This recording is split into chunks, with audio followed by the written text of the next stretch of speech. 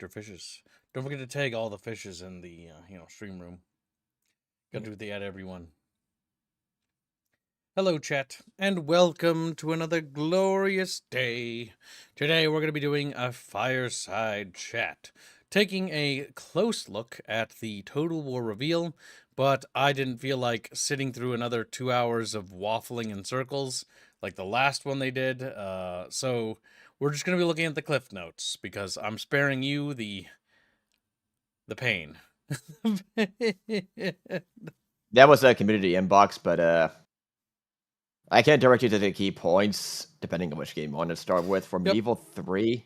First, we'll look at this section. This is the section you sent me, right? 2 hours and 1 minute. Let's still look at it, right? No, that's because I accidentally copied the timestamp and not. Even though I just hit copy and paste the URL, which is I can't be fucked to watch that, so I'm not going to. So, moving on. They made a little post on their silly little forum called Unit Rosters, General Approach, and HRE Examples. We're going to talk about Medieval 3 first, and then we'll talk about Rome 2 of all things. I know, Chatfish are like, what? Yes, there is stuff for Rome 2 that is on the horizon. Don't ask me if there's anything for Attila. They're not. They've completely forgotten that game even existed. Don't ask me if there's anything for Three Kingdoms. That game is dead and abandoned as far as I'm concerned. So yeah, moving on. That stream paused. That's just for you. Don't worry, you little baby. Now let's see. Hi all. We did mention that we wanted to do a more comprehensive post on unit rosters. And now is finally the time. We are currently in the last steps of finishing the design for the Holy Roman Empire roster, and we are processing some final feedback from our historical consultant on unit design. For this, we are working with Dr. Tobias Capwell, former curator of the Wallace Collection in London, and well-known researcher and expert on medieval arms and armor, and impressively competent jouster himself. But since we are in the final stages of the roster design for the HRE, it seemed like a good time to talk about our general approach and about some specifics for the HRE. We will start by explaining some goals that we have and then go through our current thinking. Goals, population, and regions. We want to make sure that military units and formations feel strongly tied to the people living in your lands. The idea of manpower in our game is age-old, of course, and many mods have done it successfully too. Then there is the different flavors of people. There's social class / estate and their respective culture. We want all of this to matter. It was cool how in Rome 2 and some mods, through the regional recruitment system of auxiliaries, you got a real sense of impact from capturing specific regions. You captured Hispania, and now you are fielding Hispanic auxiliary troops in your legions as you take the war to Egypt. That is so simple, yet powerful storytelling in our games. For Medieval 3, trying it statically to regions would have been good, but we wanted to innovate on this by tying it to culture. So instead of certain regions giving you specific unit permissions, this now comes from cultures. And as cultures can move across the map through migration, trade, and routes and resettlements, etc., recruitment permissions will travel with it too. I don't like that at all, actually. I don't like... So, well, yes, people did move and migrate around. I'm a little skeptical about how that works because, again, we're going to have to see how the cultural migration system works. Because if populations are a tracked thing, so this population number, population 1, is tracked with as culture B, and population number 1 moves to city B, like D, and like, is that mean that I now have the ability to do it even though I have that limited person? Or is it tied to the fact that I have 100 Spaniards living in the city and I can recruit that Spanish style unit? Then we also have to ask ourselves, is it possible to destroy other cultures, right? Because in Rome 2, if this is to work the way it's believed, then the unique unit recruitment auxiliary thing is going to completely evaporate as the campaign goes on. That means because your culture is going to erode away at the native culture of that area by just building your cultural buildings on top of their cities, and eventually their identity fades in time, including their religion and stuff like that.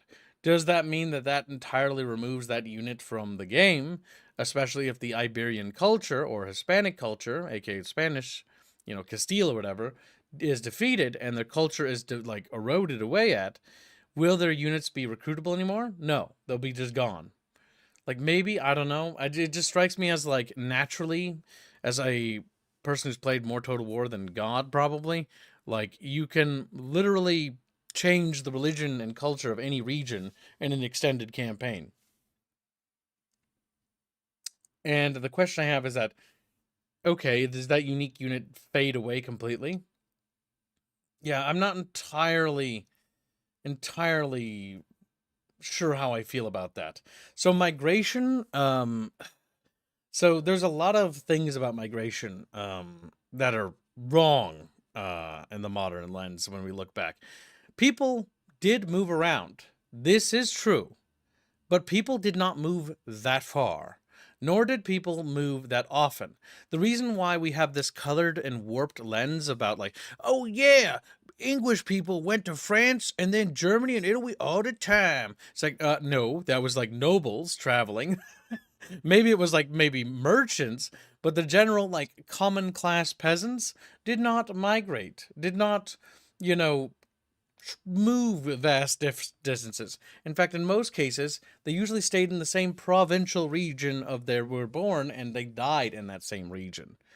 People moved. This is true. People aren't necessarily static all the time, but usually when people had roots back in the medieval period, it was harder to move than it was in the modern era.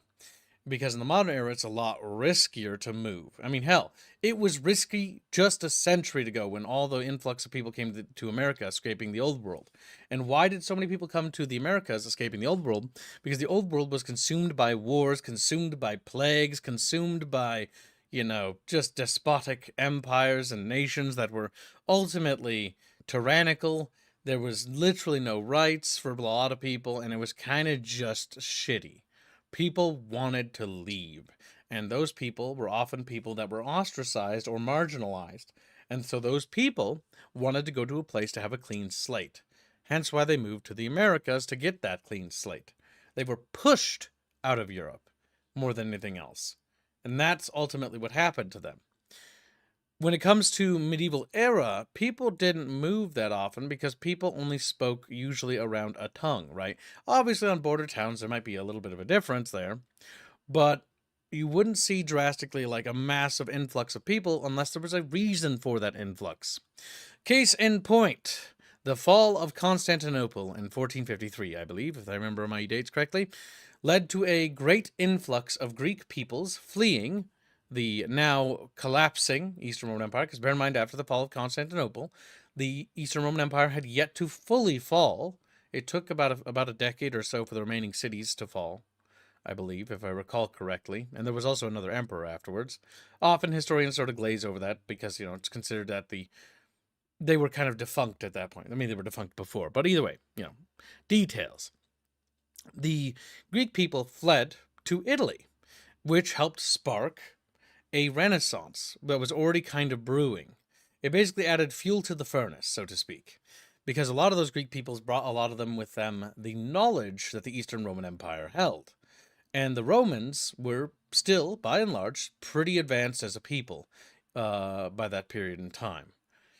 Now, granted, the Western Europeans had finally caught up to the Romans, but the Greek Romans managed to basically help, kindle that spark a little bit more, and so information exploded. You can even find certain areas in Italy where some of that Greek culture actually bled over with, like, mosaics and stuff. Though, granted, it's in smaller, like, communal things, because usually when people migrate, they usually create little zones or sectors for each other. And so usually that's what genuinely happens to people, is that they create little bubbles in towns or cities. For example, a great example, this would be like the Jewish quarter, right? If a city had a Jewish quarter, then usually the Jewish people live there. And, it might be like in the trade quarter, might have a small Italian section where there's Italians there, because they set up families there. But yeah. So interesting little factoids, right? And so that's why it begs the question of like the migration system. I'm a little bit concerned what they mean by migration. Migration should only be sparked by a couple of extenuating factors, at least any sort of large notable things. Because we're not talking about a couple of people moving. We're talking about enough people that are moving that's going to be enough of a base for you to pull and generate a unit of like 100 to 240 like soldiers, right? And 240 men, fighting age men, are going to be bringing with them women. They're going to be bringing with them children, maybe some older folks, maybe some younger, etc., etc. And they're going to be bringing families with them. So you're not talking about 240 people. You're talking about 240 fighting age men that have brought their families, which is probably going to be around about 2,000, 3,000 people in total that have moved in that like group. Like I'm being a little bit more exasperated there, but it's probably more around like 1,000 plus or so. But yeah, 1,000 plus people moving is kind of a big deal. And so it's like that can't just naturally happen by pressing end turn. That's something that's going to be sparked by, what happened? Was there a plague? Was there maybe perhaps a bad season over there, like the crops failed, and so starvation, famine? Was there a war? Was the Mongolians arriving? Maybe people were fleeing in terror, etc., etc. That could spark such things, but it's not something that should happen like consistently, right? Because it'd be like kind of weird for it to happen that way. So that's why I'm a little bit skeptical about that system. Like if because the reason why I have to bring this up is because Creative Assembly has a history of being like, yeah, we added that. Oh, cool. How much depth does that system have? And then they look at you and they narrow their little eyes and go like, yeah, uh, We didn't think that we through. didn't really think about the depth. We just added like you can make barricades in cities. Oh, cool. Can I place those barricades anywhere? No. Prescript spots. Oh, okay.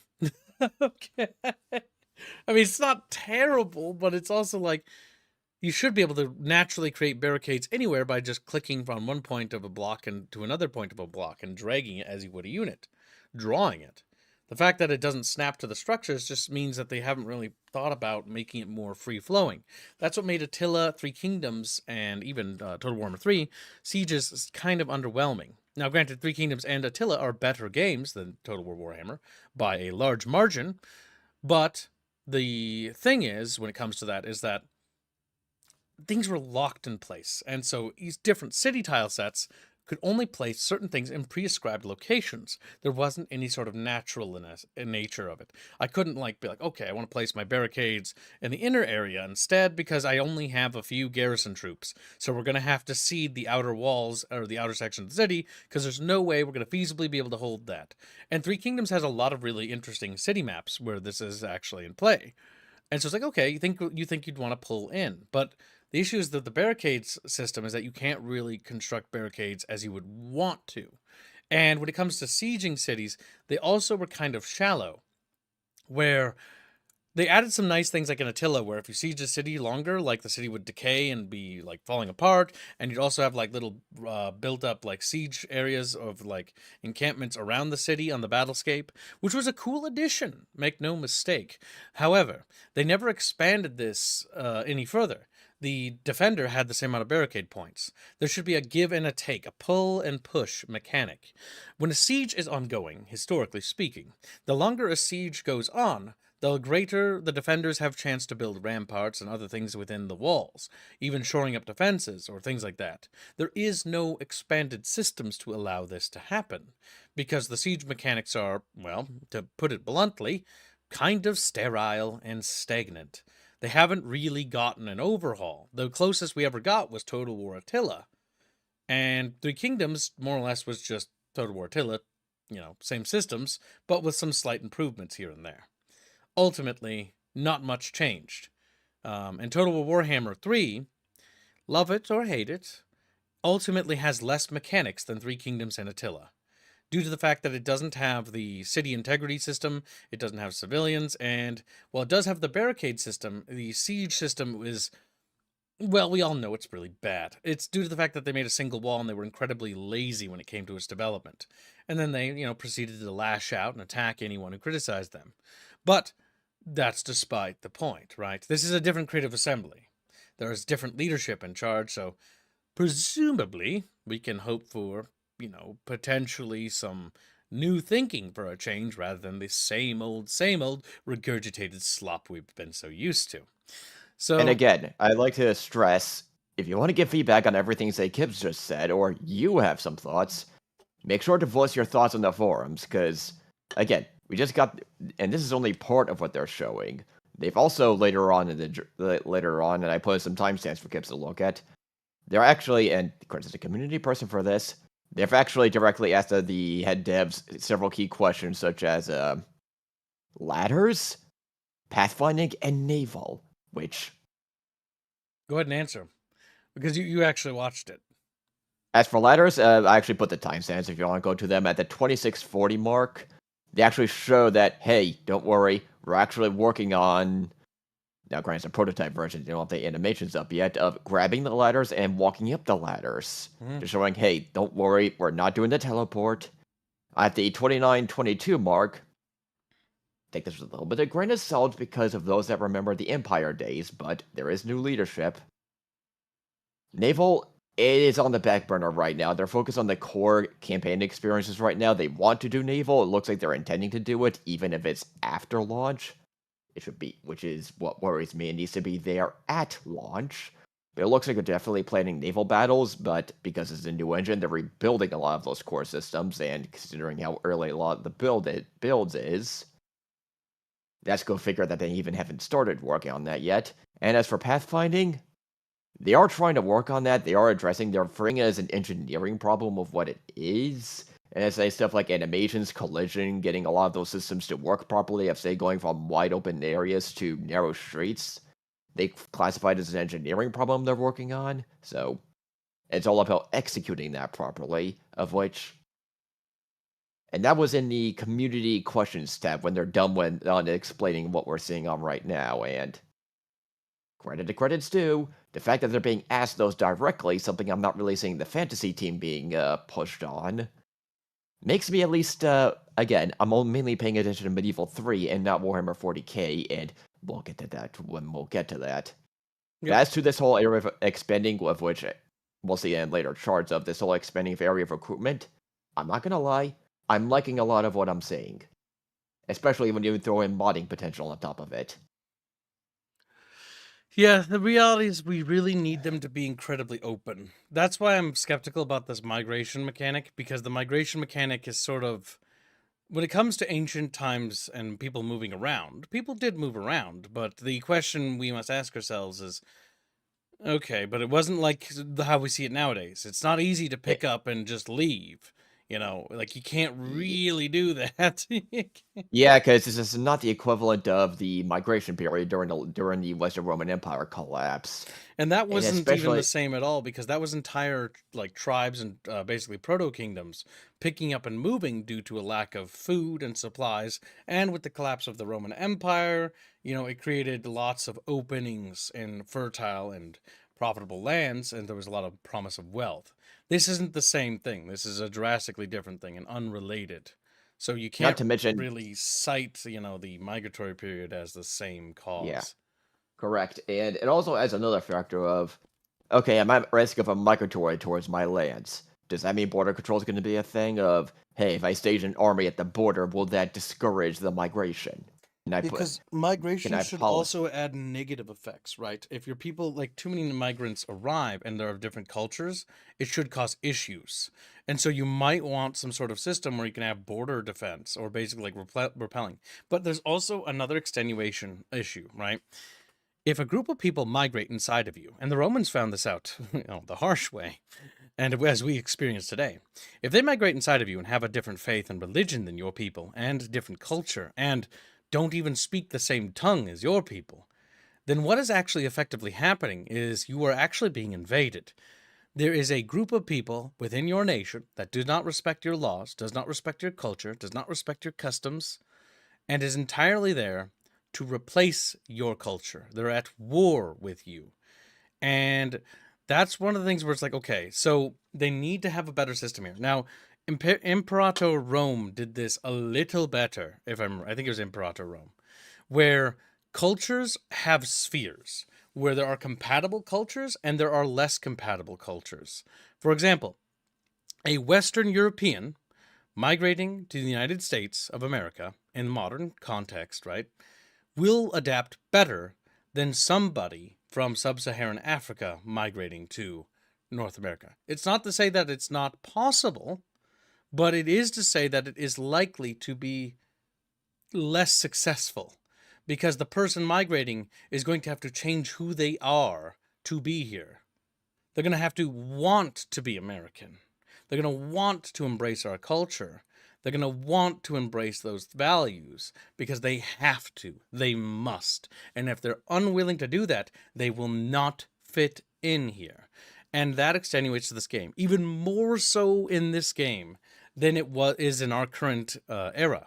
Because unlike nowadays where we have all these tools to help you like translate and understand things, and like you can Google search things like for like taboos and things not to do in public, etc., etc. They didn't have that same ability back in, the feudal Europe in like the 11th century or 12th century. That just wasn't a thing that existed, obviously.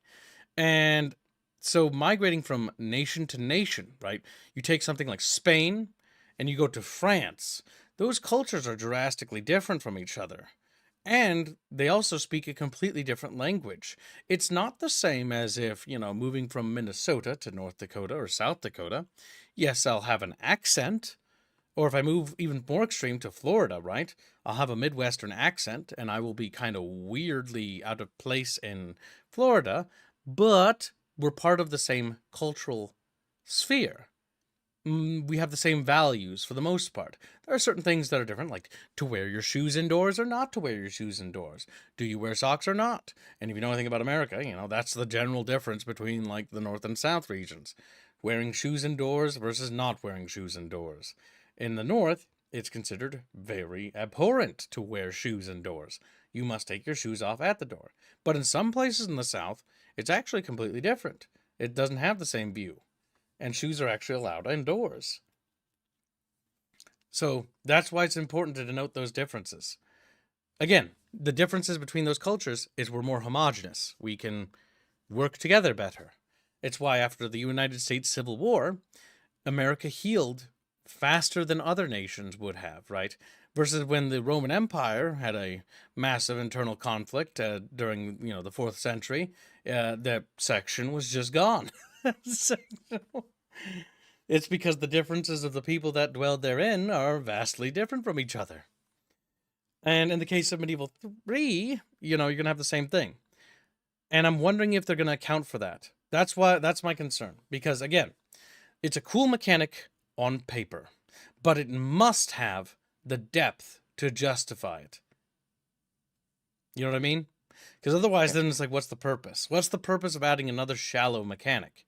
Like, I want deeper, meaningful systems. And I think that a lot of other Total War players will agree with me here. And I think that's how I feel about games in general. Not shallow, like little gimmicky systems, but I want deep, meaningful decision systems so that when I make decisions, they have an actual massive impact on the game world. Because my choices that I make strategically and tactically carry a significant weight in the game world. You know what I mean? I think we all agree on this. I don't see any chatfish really speaking out against me. None of the chatfish have raised their fins in revolt. Shadow Turtle has been a member for 42 months. Long time, very generous. Considering the current political situation, I have doubts of about CA's willingness to depict migration in a negative light. I don't know how much contemporary politics is going to affect this, considering, one, the historical community's so far ability to influence and push back on any potential bad thing the historical team's been doing right now. If you saw the ladders of when people were complaining, wait, you're not doing magic ladders, are you? Immediately the next time they did a showcase, here, see? We're not going to do magic ladders. Yes. It And does they appear can't that they're listening. The new leadership, I do think, is different, but we'll have to see how the game turns out. Continue, Fuzzy. But yeah, it's like as to migrations, it's all about execution and how they develop it further. Because a lot of what Kib says, I have really no disagreements with. It's just where this so early, it's like when they show us these new ideas, it's okay, this is how we want it executed, and that's really my key thing. And so far, I see that being done. At least for the historical team, which is honestly why I'm the only reason I'm seeing this. And if you scroll down a little bit, Kibbs, since we're on population of regions, we have several for maintaining faction identity, sense of progression. Wait, A where do lot you of want to scroll this, to? Oh, over here, there's culture a group. graph, Right here. yeah, culture group, and you see that graph at the bottom. See, I'm going to say one minor complaint about this. I really appreciate them actually showing this graph because it'd be super useful. However, I can't friggin' read that. That's so tiny. So- And and this is supposed to be showing what I think the HRE roster, or it at least the says text. late, mid, early, and then start. So start to the early period of early medieval, right? So it's going to start with basically, The medieval two system of eras. yeah, so it's like the Dark Age, right? We're coming out of the Dark Age, entering the early medieval period, entering the mid, and then entering the late period, where we're going to be exiting the medieval period and entering the Renaissance era. That's what I'm guessing here, by the way.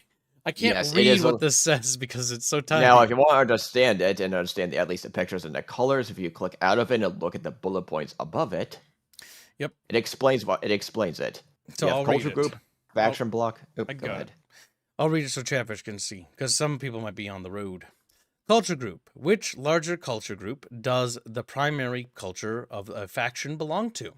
These are fairly broad, such as Western European or Eastern European, and will largely affect the lower tier militia and or peasants units. Faction block. Which regional block of faction does the faction belong to?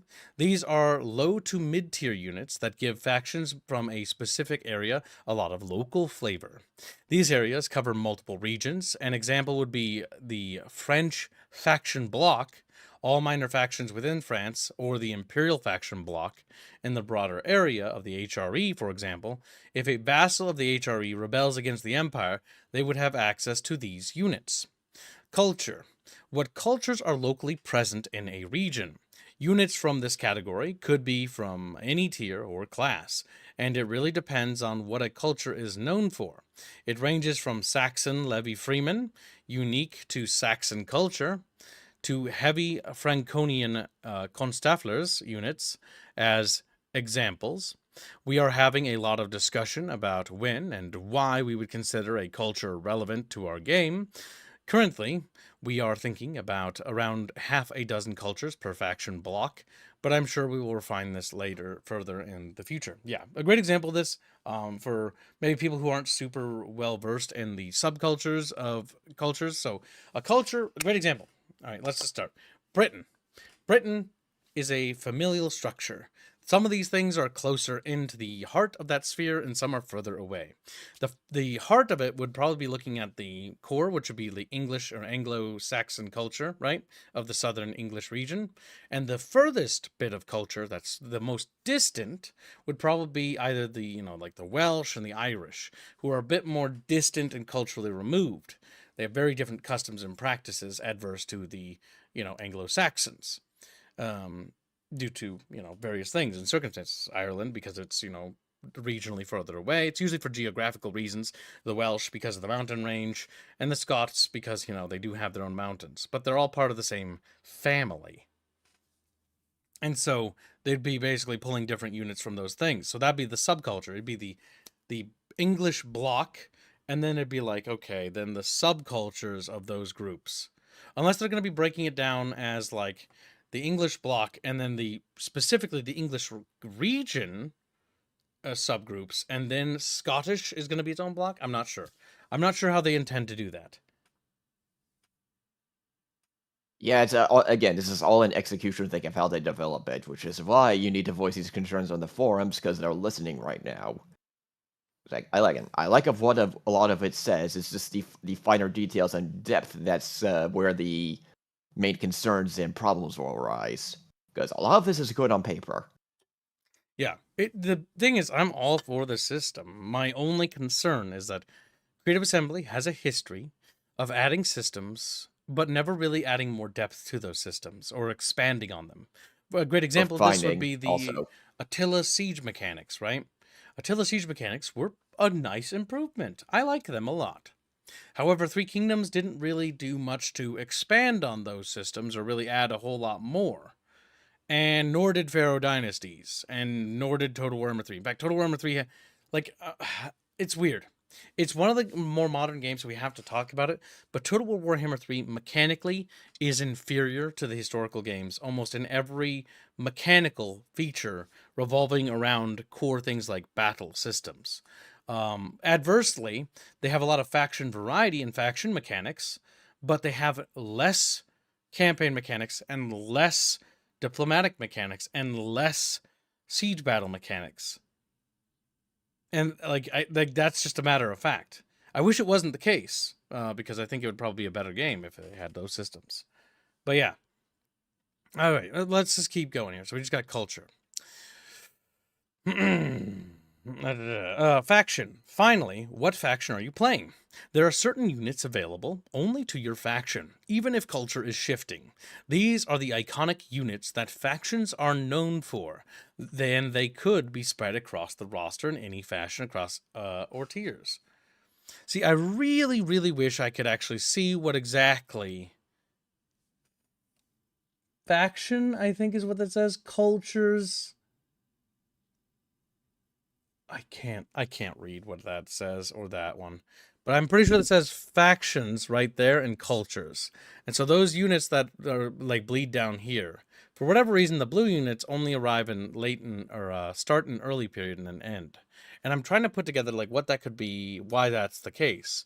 Or is this perhaps just an early sneak peek and this is just a work in progress? Scroll a little bit down and I'll tell you the colors. Oh, it does? Yeah. Oh, thank you. Yeah. The four colors of units are the four sources of units. Green are culture group units. Okay, so yeah, and they extenuate to the late period. That's nice. These would be shared in with or other Western European factions. Blue are faction block units. These would be shared with minor factions from the Imperial bloc. Yellow are okay. So that can't be right, because wouldn't those cultural units still advance into the next era? It looks like they just sort of die off for some reason. I mean, I can't remember exactly in the case of the HRE which ones would be the specific cases that would happen. Adverse to Bavarian or Austrian or Prussian. Or, well, actually, Prussians aren't really a thing entirely at the beginning of that. So, the Teutons. But yeah. Which will form the basis of the Prussians. But yeah. Or Brandenburgians, I suppose. I've got to brush up my Germanic history, chat. It's a little dusty. What, Brandenburg? Will Aragorn be a guest unit? You're very funny, Blake. The nation of Aragon is next to Castile. Or, well, what would become Castile later on. And then the union would form Spain. But yeah, let's see. What's the next color? Western yellow. Yellow are entirely unique to the Holy Roman Empire. And red are... Oh my god, my eyeball stopped working. Units tied to specific cultures. Okay, so the reds are tied to specific cultures. What were blues again? Blue are faction block units. So they're part of the familial structure. I wish Fuzzy I could see what those units were, to know why they ceased to exist past the mid-period. But yeah. You should also be able to make out little stickies in the corner of each box. See, they know the image is small. Okay, like why did you do that intentionally? These denote the population estate a unit is drawn from. Green is peasant, gray is urban, townsfolk, and blue is nobles. So yeah, this is where, okay, so those units there, these are blue nobles, and you can see yellow and orange because they be from different population groups and sectors. That is cool.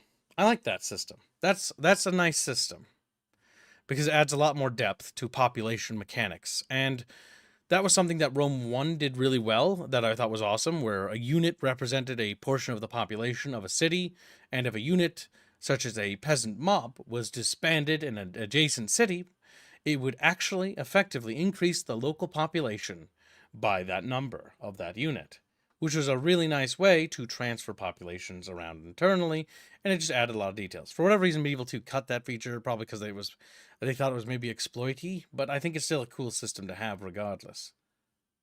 I could see how it could be exploited, but it's cool roleplay. Because, yeah, when units are disbanded, they would probably settle down in that area. Now, realistically speaking, if I gather all of you chatfishes up and make you waddle across the country, and we waddle to Minneapolis, and I'm like, all right, chat, see you later, and I disband you in Minneapolis, many of you will attempt to go back home. Some of you won't make it, but... and maybe fewer of you will be like, well, I guess I live here now. So I do understand why that's silly, but like it should track those populations returning home. You know what I mean? Like if a unit, for example, because this is what I mean by adding deeper, meaningful choices, right? If I take my crusading army and we go down to battle in the Levant against the filthy Saracens, we have a holy war and it's beautiful. Everybody loves it, right? And then we liberate the kingdom of Jerusalem and we restore lands to the Eastern Roman Empire from the Rum and the other regions, blah blah blah blah. And it's like, all right, chatfish, let's get back and let's go home. If I instead choose, I'm going to disband 2 of my archers because it's too expensive right now, and I disband 2 of those archers, where does that population go? That army was standing in the middle of, let's say the, Levant. It's got like greenery and stuff like that. Do those people try to head back home after each turn? Are they like mapped as like they'll return home based on distance? And by distance, that population will return to the capital of London, or something like that. And it'll take approximately 6 turns or something like that. Or is that population I just disbanded of that unit gone? Did they effectively die? Or is the system deeper? The further the distance will add decay to the amount of population that returns. And a portion of that population, of that archer unit, is actually dispersed or partially eaten into as it travels back. As some are dead, like 5% died, another 5% is absorbed into that local population center. It joins the city of Antioch, perhaps. And now the city of Antioch had received 5% of those units, so 240, right? Or something like that, and they get 30 dudes. And now there's 30 Englishmen now in the city of Antioch. That is what I mean by adding deeper and meaningful more decisions. So it means that, yeah, I saw Fuzzy, we're playing a multiplayer game, he's the Franks, and we were fighting shoulder to shoulder, and because I'm a douchebag, I betrayed Fuzzy in the middle of the crusade, and I ambushed him, and I killed his army, and his king, right? But some of his men run away. Do those men try to get back to their home cities of France, or do some of them settle in the local area around the kingdom of Jerusalem?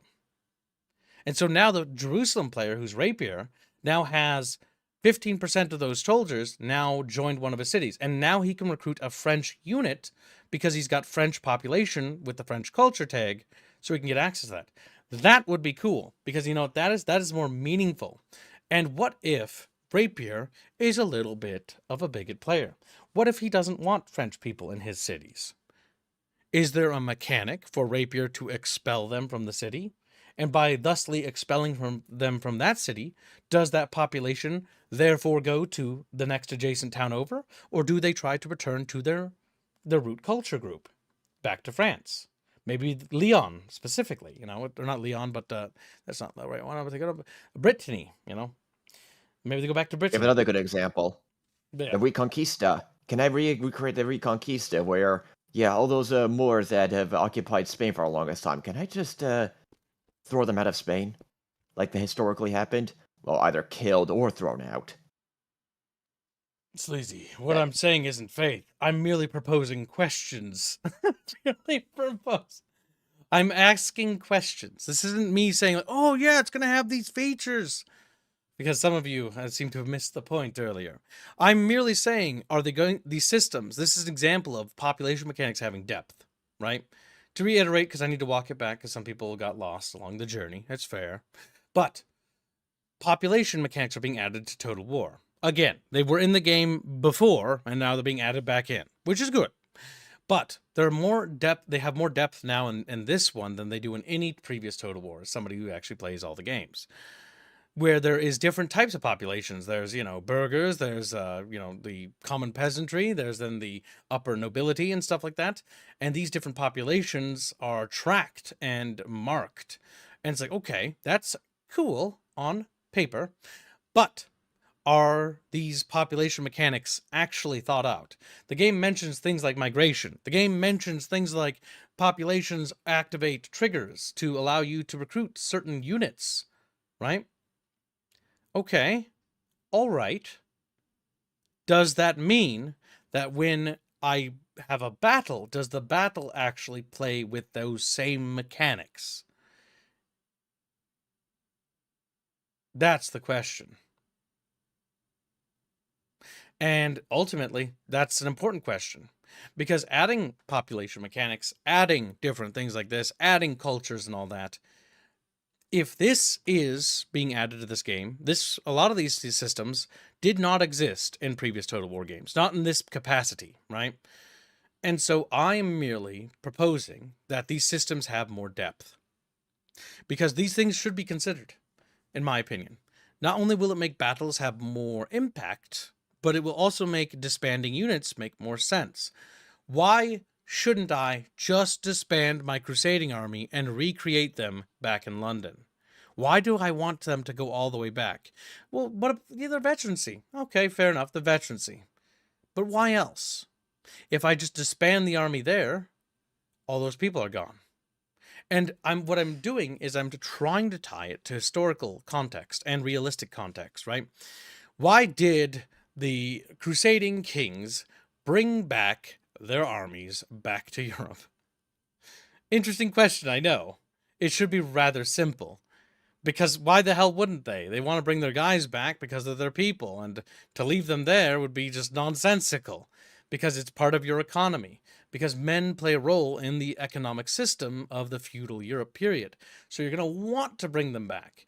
And if you disband those archers there, well, you had to, because there was a reason, because your finances were going badly. Perhaps things aren't going so well at home. You've got a civil war on your border, and meanwhile, King Lionheart is out there, fighting the Saracens. And, well, that's an expensive army out there, you know? Perhaps you're going to have to slice a few units off cut them loose, so to speak, so that you can get access to, more. Or, alternatively, perhaps by setting those archers loose, instead maybe they'd form a new local mercenary unit available for purchase. Entirely possible. I'm just trying to propose ideas and systems to add depth and complexity to that system. For example, let's say Fuzzy and I are having a multiplayer game, and I'm using Jerusalem as the example because it's a hotbed area and there's a lot of interesting things that happen there. I bring my English guys down there, but I bring my Welsh longbowmen, right? And I disband my Welsh longbowmen as a gift for Fuzzy, or I trade them, or maybe I can give them to Fuzzy or something. And then Fuzzy then has that Welsh longbowman. They're of the, English culture, or faction block, not culture, and they're of a Welsh culture. And so now Fuzzy, while playing as the Kingdom of Jerusalem, now has the Welsh culture inside his kingdom. See what I mean, Fuzzy? Wouldn't that Yeah. be an interesting way to introduce mechanics and have it had meaningful impact in the game world? Yeah, a lot of it, yes, which, as I said, a lot of this is the execution thing, as this is might as well be a whole new team, a whole new leadership, and a whole new tech engine. It's gonna be, yeah, now do it. But yeah, Which is really the crux of this forum post. And that, if you scroll down, you see some of the specific units they're putting in, which is just concept art you and got some the different armor start period, variants. which looks like, what I'd expect for a Dark Age soldier to look like. You got that classic, like, little helmet with a little metal bit in front. The chainmail, sort of like, I forget what it's called, but it's like the blanket they kind of wear. And then you get a little bit more decorated with an actual proper faceplate to protect the face. And the armor starts to advance a lot more complexity here in general. Even having, wow, that's expensive. Armored gauntlets, or not gauntlets, but little gloves. Or are they gauntlet? I can't remember what those are called exactly. But Think gauntlets. that's really intricate, and armor technology is advancing. You can even see some of the historical names for them. I cannot even pronounce them. Constafflers are down here. Yeah, look at those. Those look really nice.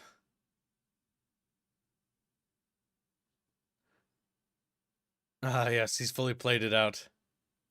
Very Germanic, very Gothic. Yep, these are the HRE units, you can definitely tell. You got that nice Gothic plate armor. It looks very nice. That one always makes me smile. It's like a little bit of beak. All right.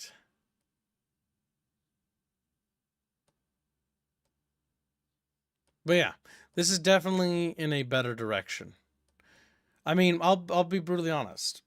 What I'm seeing here on the table is already better than what we had in Attila in Rome 2. However, it's going to be entirely down to execution. Yeah, because Grave Assembly has done this before. Everything they put on sounds good on paper, and then when they actually do it, leaves much to be desired. Now, as for next on the list, Rome 2, if you scroll a bit down the stream, I posted the forum post for the Pantheon updates, which is the more in-depth one. Now, before anybody thinks, these aren't actually fantasy updates. Did I, whoa? Oh. Yes. Okay, is the second one? Scroll up a little. Scrolling too fast. I posted that other screenshot is just the summary bullet points of what they've shown. That was Medieval 3, mostly just revealing that. Medieval 3 looks, again, I think Medieval 3 has potential, is the key word I think we should use here. It's going to be down to execution, but I think Medieval 3 is the thing I'm following most vividly, because it looks like it's going to have the most meaningful mechanical things. Next up, we got is Rome 2, and there are 3 different updates that they're planning. The Mars update, the Venus update, and the Jupiter update. And I know what you're thinking, chat. What the fuck? Why is Rome 2 getting a massive, series of patches? I think it's a good thing. But I have a bit of criticism. There are 2 particular games that I feel have been kind of forgotten by Creative Assembly that deserved far better than what they got. The first among them is Rome 2's continuation game, Attila. It absolutely bothers me to no end that Attila's in an abysmal state. It's got poor optimization, it's got all sorts of issues, and ultimately, it desperately needs love, and it's actually sad that it's kind of in the state it's in. The next game I'm going to mention is one that hurts the most to say, and it's Three Kingdoms. The game that I did not like on launch, I'll be brutally honest, but it actually earned respect from me because it actually got better as time went on, as it got continually patched, pretty much. In the same way that Rome 2 got better after patch 13 for the Imperator edition, right? Or was it called the Emperor edition? I don't think it was called the Imperator edition. I think I made that up by accident. But yeah, it just, man, it just annoys me. Three Kingdoms is actually not a bad game. Three Kingdoms is actually pretty strong as far as modern contemporary Total War games go. And it's kind of disappointing that the reason why they stopped patching and developing it, because they were like, we're going to do Total War Three Kingdoms 2, but then that blew up in their face, and I think they just canned that project. And so instead of Three Kingdoms getting continual support and mechanics and features, Three Kingdoms is now left in a sad state where it's like, oh yeah, this game's got potential. And it's like, it's stuck there. You know, it's just sad. But yeah.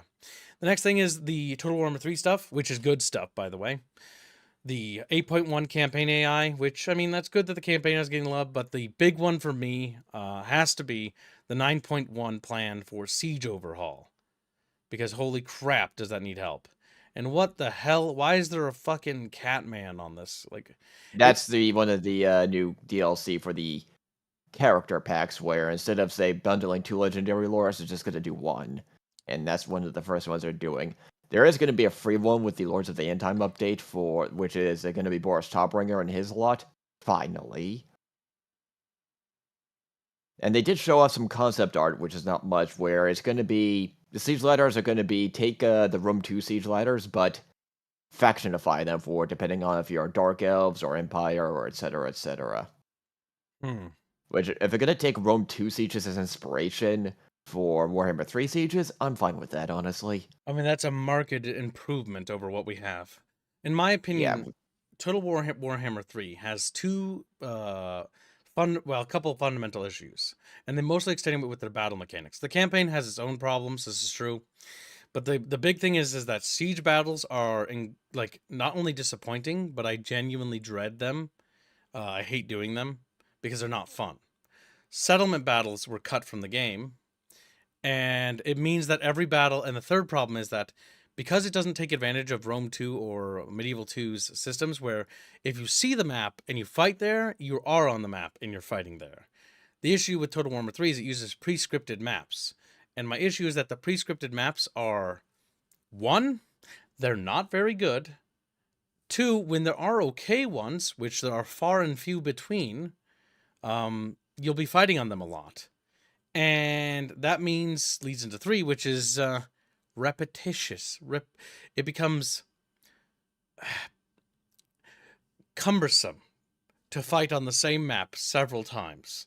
And it's not because my army's on the same map part of that battle location. It's I'm fighting in a different part of the empire, but I'm fighting on the same map. And it feels like that the map isn't that big.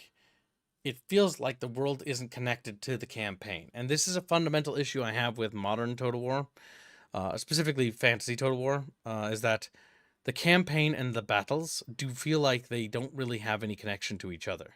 They don't feel like they're the same.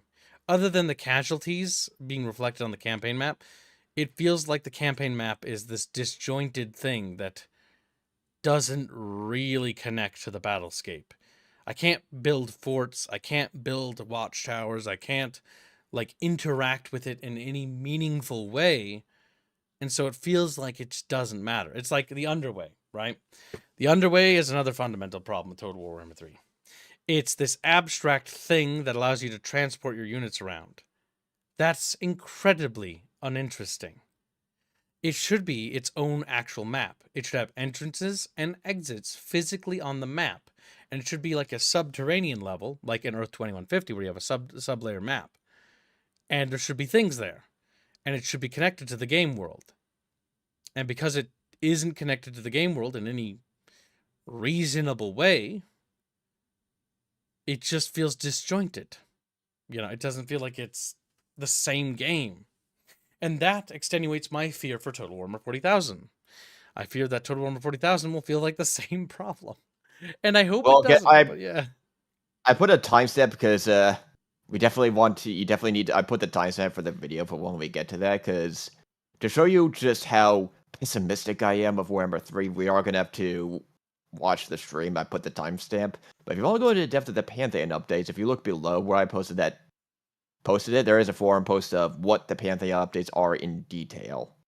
That's what they call this series of updates. So it is good that Rome 2 is getting love, because I think Rome 2 is in a decent state. I will markedly remind the Chatfish, though, that Rome 2 stands still at a generous $60 price tag. Generous? Oh, you don't want to pay more, Kibbs? How about $80? Look at all the work they put in. It genuinely flabbergasts me that Rome 2 is still sold at a retail of 60 when it should be like $30 for the Emperor Edition, and all of its DLC should be rolled into. I'll be real. Rome 2 should not be 60. It should be like $40. I'll be reasonable. And it should be called Rome 2 Definitive Edition. And all the DLC are included in one base core package. Because it's been that long, and it should be that way. I have to add, now keep in mind throughout all of these updates we're going to discuss, this is the second major time they're reviewing Rome 2. They're revisiting Rome 2. The first time they revisited Rome 2 was in the Sophia Studios, started doing DLC, and started doing all these... Republic or whatever it's called. Rise of the Republic, and there was also during when the Empire is divided in three. We have Palmyra, you had the Gaulish Roman Empire, and the controversial 50% or whatever chance for female generals update. Yes. That was not well received by the historical community. Well, when they did that, which, let's face it, that was forced upon by Creative Assembly, Sophia team did add interesting stuff such as, okay, there's banditry, you're actually going to have to build police buildings to reduce banditry. However, those mechanics don't extenuate to the base game's campaign. Yeah. Yeah. And that's bad in my opinion. So one thing that they need to do is, if they're going to update Rome 2, and I'm all for it, I'm up for it. What would be really cool is if culture and religion finally were separate things. Because I don't know why in Rome 2, culture and religion are the same system. It doesn't really make sense. It's like, that's not quite what culture and religion, like, culture and religion are tangentially tied together, right? But they aren't necessarily one and the exact same.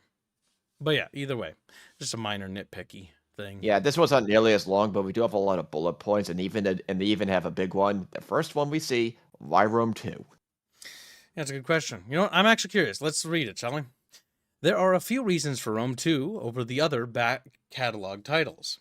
It has consistently the most active player base each month of any of the back catalog titles, which means the updates will bring a positive impact, hopefully, they say, to as many players as possible.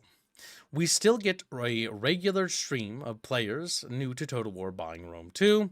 That's the real reason, if I had to suspect, the fact that people are buying Rome 2 and want to give them a better experience.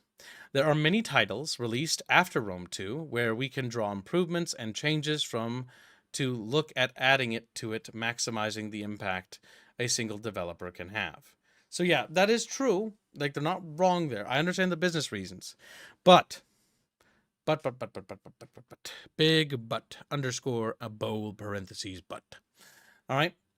Wouldn't it be something if you at least, at the very minimum, added the siege mechanics from Three Kingdoms and Attila to Rome 2, so that you can at least bring those over. If we're not gonna fix up Attila, all right, I'm willing to negotiate here. Okay, can we at least get the siege mechanics from Rome 2?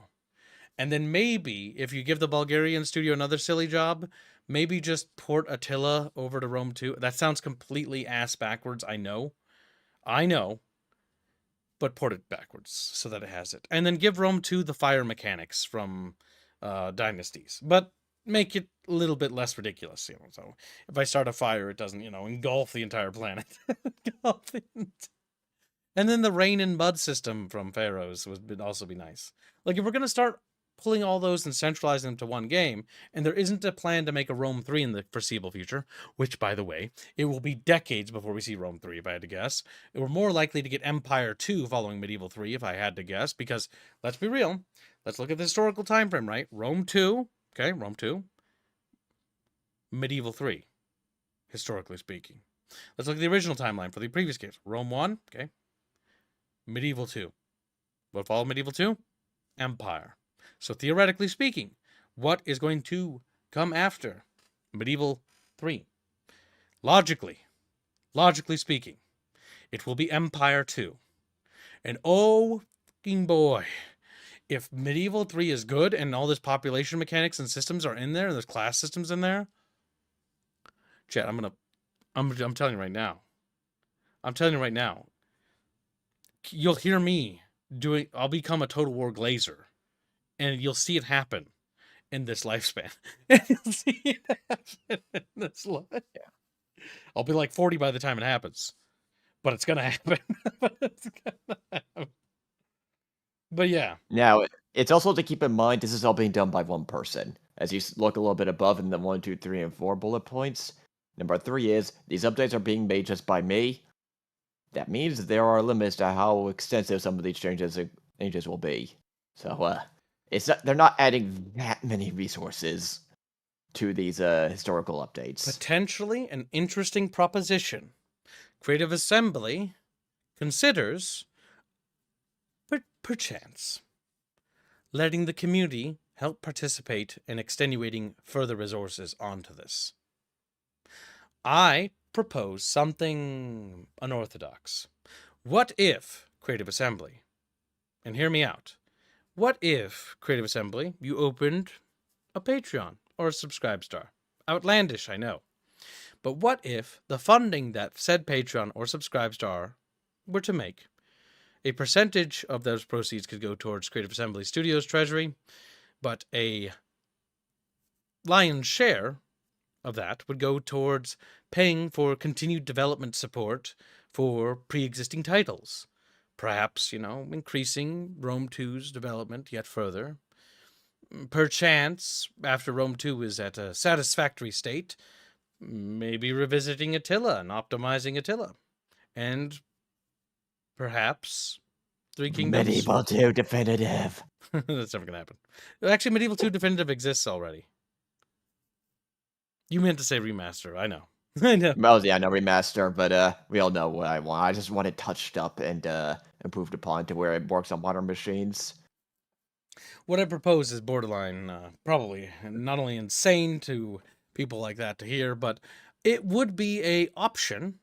Let capitalism decide what gets continual support, And if there's money in it, which you are a company and you want to make money, and I am more than willing to help you facilitate that role, just give support to games we like, give more stuff to them, and I'll pay for it.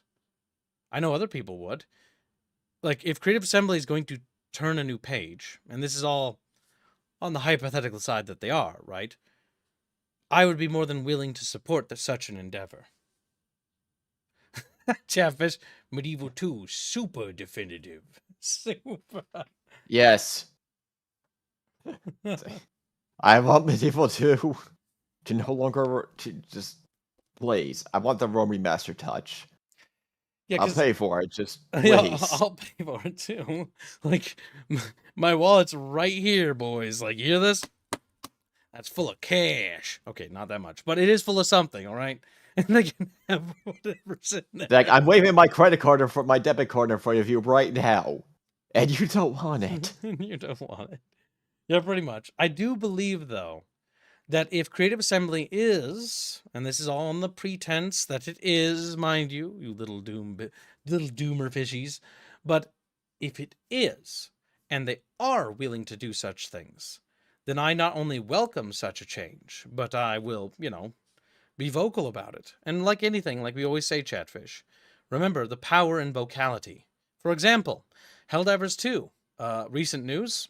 We haven't yet to even get to it because I haven't. Like, this is such a big topic to cover. We might save it for the bunch because I don't know. But to quickly brief you on the news, Helldivers 2, basically Arrowhead, because you were vocal, listened, and are actually changing things to be in line with what people want. This is, again, why being vocal is so important. The modern era is, I think game development is changing. I do believe that the industry is changing for the better. Slowly, but it is changing. And I think the power of vocality cannot be understated. It's one thing, that's why it's incredibly important to try to be, like, I get being upset, okay? Like, my whole start to my channel career was me blowing a gasket at Creative Assembly during Total War Warhammer. Literally, that was my claim to fame. That's what blew me into the limelight. It was me having a literal meltdown, crashing out over Total War Warhammer, having Chaos DLC and the, like, dwarves could only colonize mountains, and that's what got my channel started. But I'll be real. I remember that. I don't want that. I don't want to make content like that. I don't want to crash out. I want us to get a good game. And I know Creative Assembly, you want to make good games too. So why don't we work together, and why don't we have a discourse? Maybe we can come up with ways to make games better for everybody, and you can make more money from it too. Win-win, It would be ideal. It would be ideal. I'm only a doomer for Blizzard, says Doman. Damn. I mean, I don't blame you. Yeah, Blizzard's been stepping on our toes for a good while now, haven't they? I will say I have more optimism for Creative Assembly than I do with Blizzard. Mostly due to the fact that Creative Assembly, because they've kind of been messing up a lot, there's been a lot of repercussions, which led to a lot of changes. And those changes have led to changes in leadership, changes of people in certain positions of power, which means different potential paths. It's why I have more interest in covering Creative Assembly than I do, say, Halo Studios, where the leadership is the exact same and has all the same hallmarks, and the only people that changed or were removed were literally ground floor staff, your programmers, your artists, the guys who don't make decisions but have to pay the consequences for the guys who do. It's not a particularly nice thing, but it's the All of the reality. leadership in Halo Studios might as well be Sergeant A-holes from Spaceballs of those. They're all cross-eyed of, I'm doing my best. Yeah, it's not looking so good for Halo right now, my boys. Uh, but yeah, at least in the historical side, and I am grumbling a little bit as my main worry is, will these break all my mods again, which is my main grumbling. But not all of it is in essence bad, as they are doing graphical changes that make, say, seeing which unit types are which a bit easier, as even that was actually a problem. Even though they have a lot of the same unit icons, telling which is which level of spearman wasn't always easy. And if you scroll down a little bit to what the changes specifically are,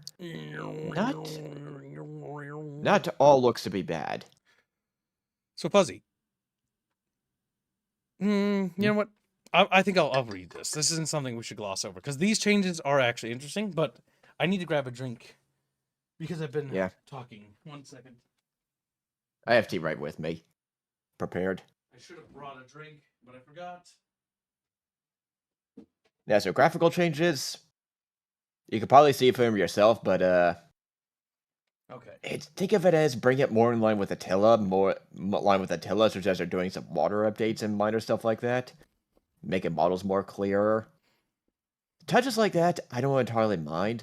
Now, I don't know if we're getting more optimizations because it's just one person, and I don't want to put that much pressure on just one person.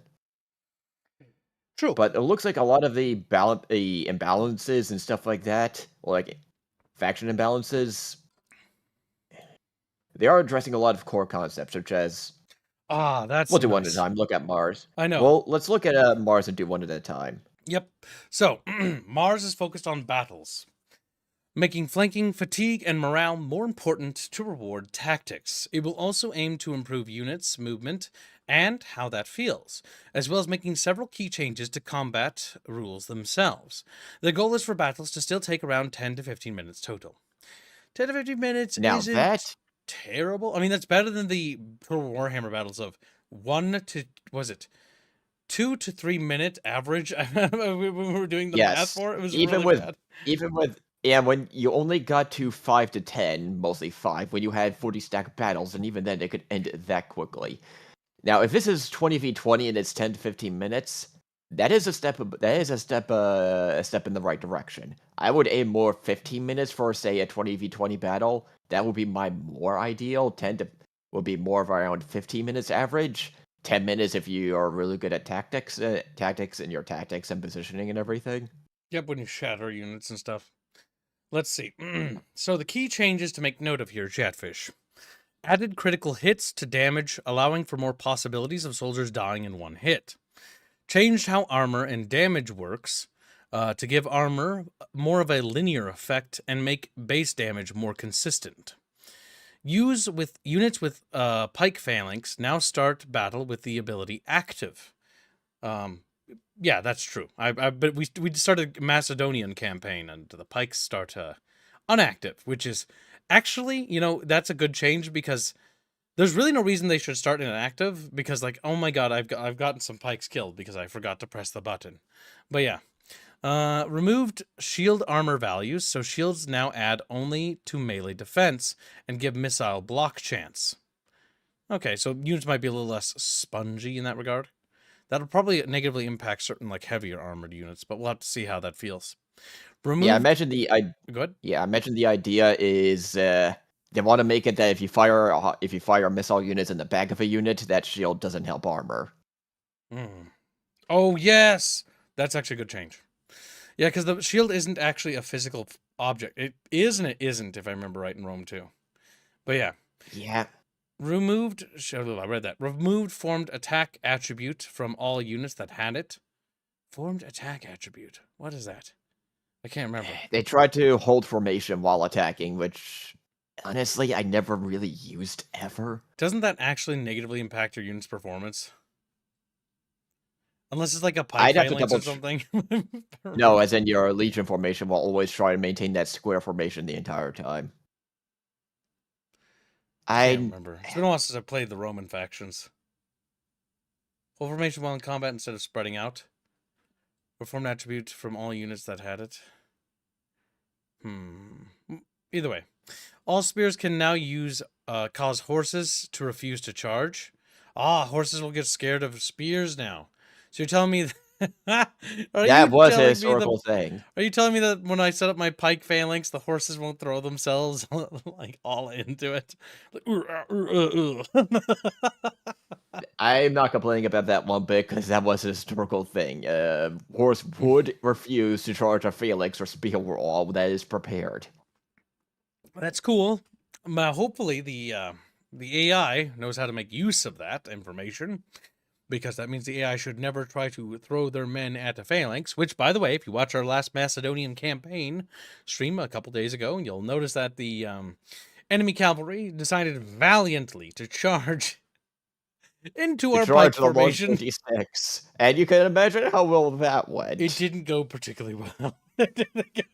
They all died. They just They all died almost evaporated. instantly. Because the entire unit mass collides with it and then just like keeps going and like It's like, no, this will totally be like from 2 towers. You can charge a pike wall and no problem. Yeah, No. no, you don't No. have magic on your side. You don't have either way. All right, next, what do we have? Expert Charge Defense, also called Charge Reflect, has been fixed when it applies and reworked to both reduce the attacking unit's charge bonus and give bonus to the defender's damage based on their stats. Okay. That seems decent. Rebalance morale to increase the importance of flanking and terrain. I don't know. I don't know if that's necessary change. Like, units I don't think that's usually been much of a break. problem. I don't really have a problem breaking enemy formations too much, so long as I have cavalry to make use of. Rebalance fatigue to be more impactful. I assume that's just going to affect their stats more. A little bit more details here would be nice, like a explanation as to how, like perhaps, minus melee defense or perhaps reduced attack stat, because the characters are tired, so they're having a harder time performing adequately in battle to reflect that, perhaps. So I'm not entirely sure, but I'm assuming that's what that means. To be more impactful, it just implies that there was a change. It just doesn't imply exactly what that change was. Made changes to units' movements, values, and mass to give them more weight and to improve the feel of charges. That is good, and I've got a further commentation about that. Harlot gifts a generous membership. Thank you very much for your generous membership, Harlot. We appreciate it. So let's see. Made changes to unit movement value. Yeah, okay. If we're going to play with unit mass things, perchance, they can look at Medieval 2 and Rome 1 and have units make ways by having them create ways for troops to move through by adding unit mass mechanics back to Total War. Because unit mass mechanics existed in previous Total War chat. It's where units would make way for troops that were coming through a unit. By one line, a rank of men would move behind the neighboring rank to the right, and they would make a corridor for troops to pass through, allowing the unit to transfer through that unit. Once it had transferred through that melee unit, then they would reform their line by then going back into their positions. This was a really cool system, added a lot of flavor, and actually added a lot of value because it prevented units from getting clogged on other units by creating corridors to allow troops to transfer through other units. Pretty damn cool. I love that system. Would love to see it back in Rome 2, honestly. Added more variations to unit spacing, so it's easier to see the difference between basic, standard, and elite units. Okay. That is sounding, unironically, very much like what Rome 1 had, actually. Because unit formations, when you ordered units to stay in formation, would be as in formation as their skill level was reflective of. As in, like, little troopers would be, like sort of scattered a little bit, like, huh, well, I was standing in line, I don't really know, I'm scared. And then as they were more veteran, they would stand in perfect formation because they had higher veterancy. This visual reflection is pretty good. That's a good change. That's actually an awesome change. I like that. Made fixes and improvements to how AI deploys its armies. That's going to have to be something I'm going to have to see before I can really make judgment on that. This is one that I saw right away when Fuzzy brought this up to me, and it made me almost leap out of my chair for joy.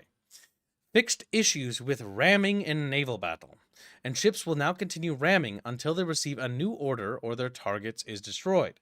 This is a massive problem with naval battles. They kind of never got patches or anything, because ships, when you give them a ram order, they would ram the enemy vessel, and then they would look up from their little boat and stare at the player and like, what now?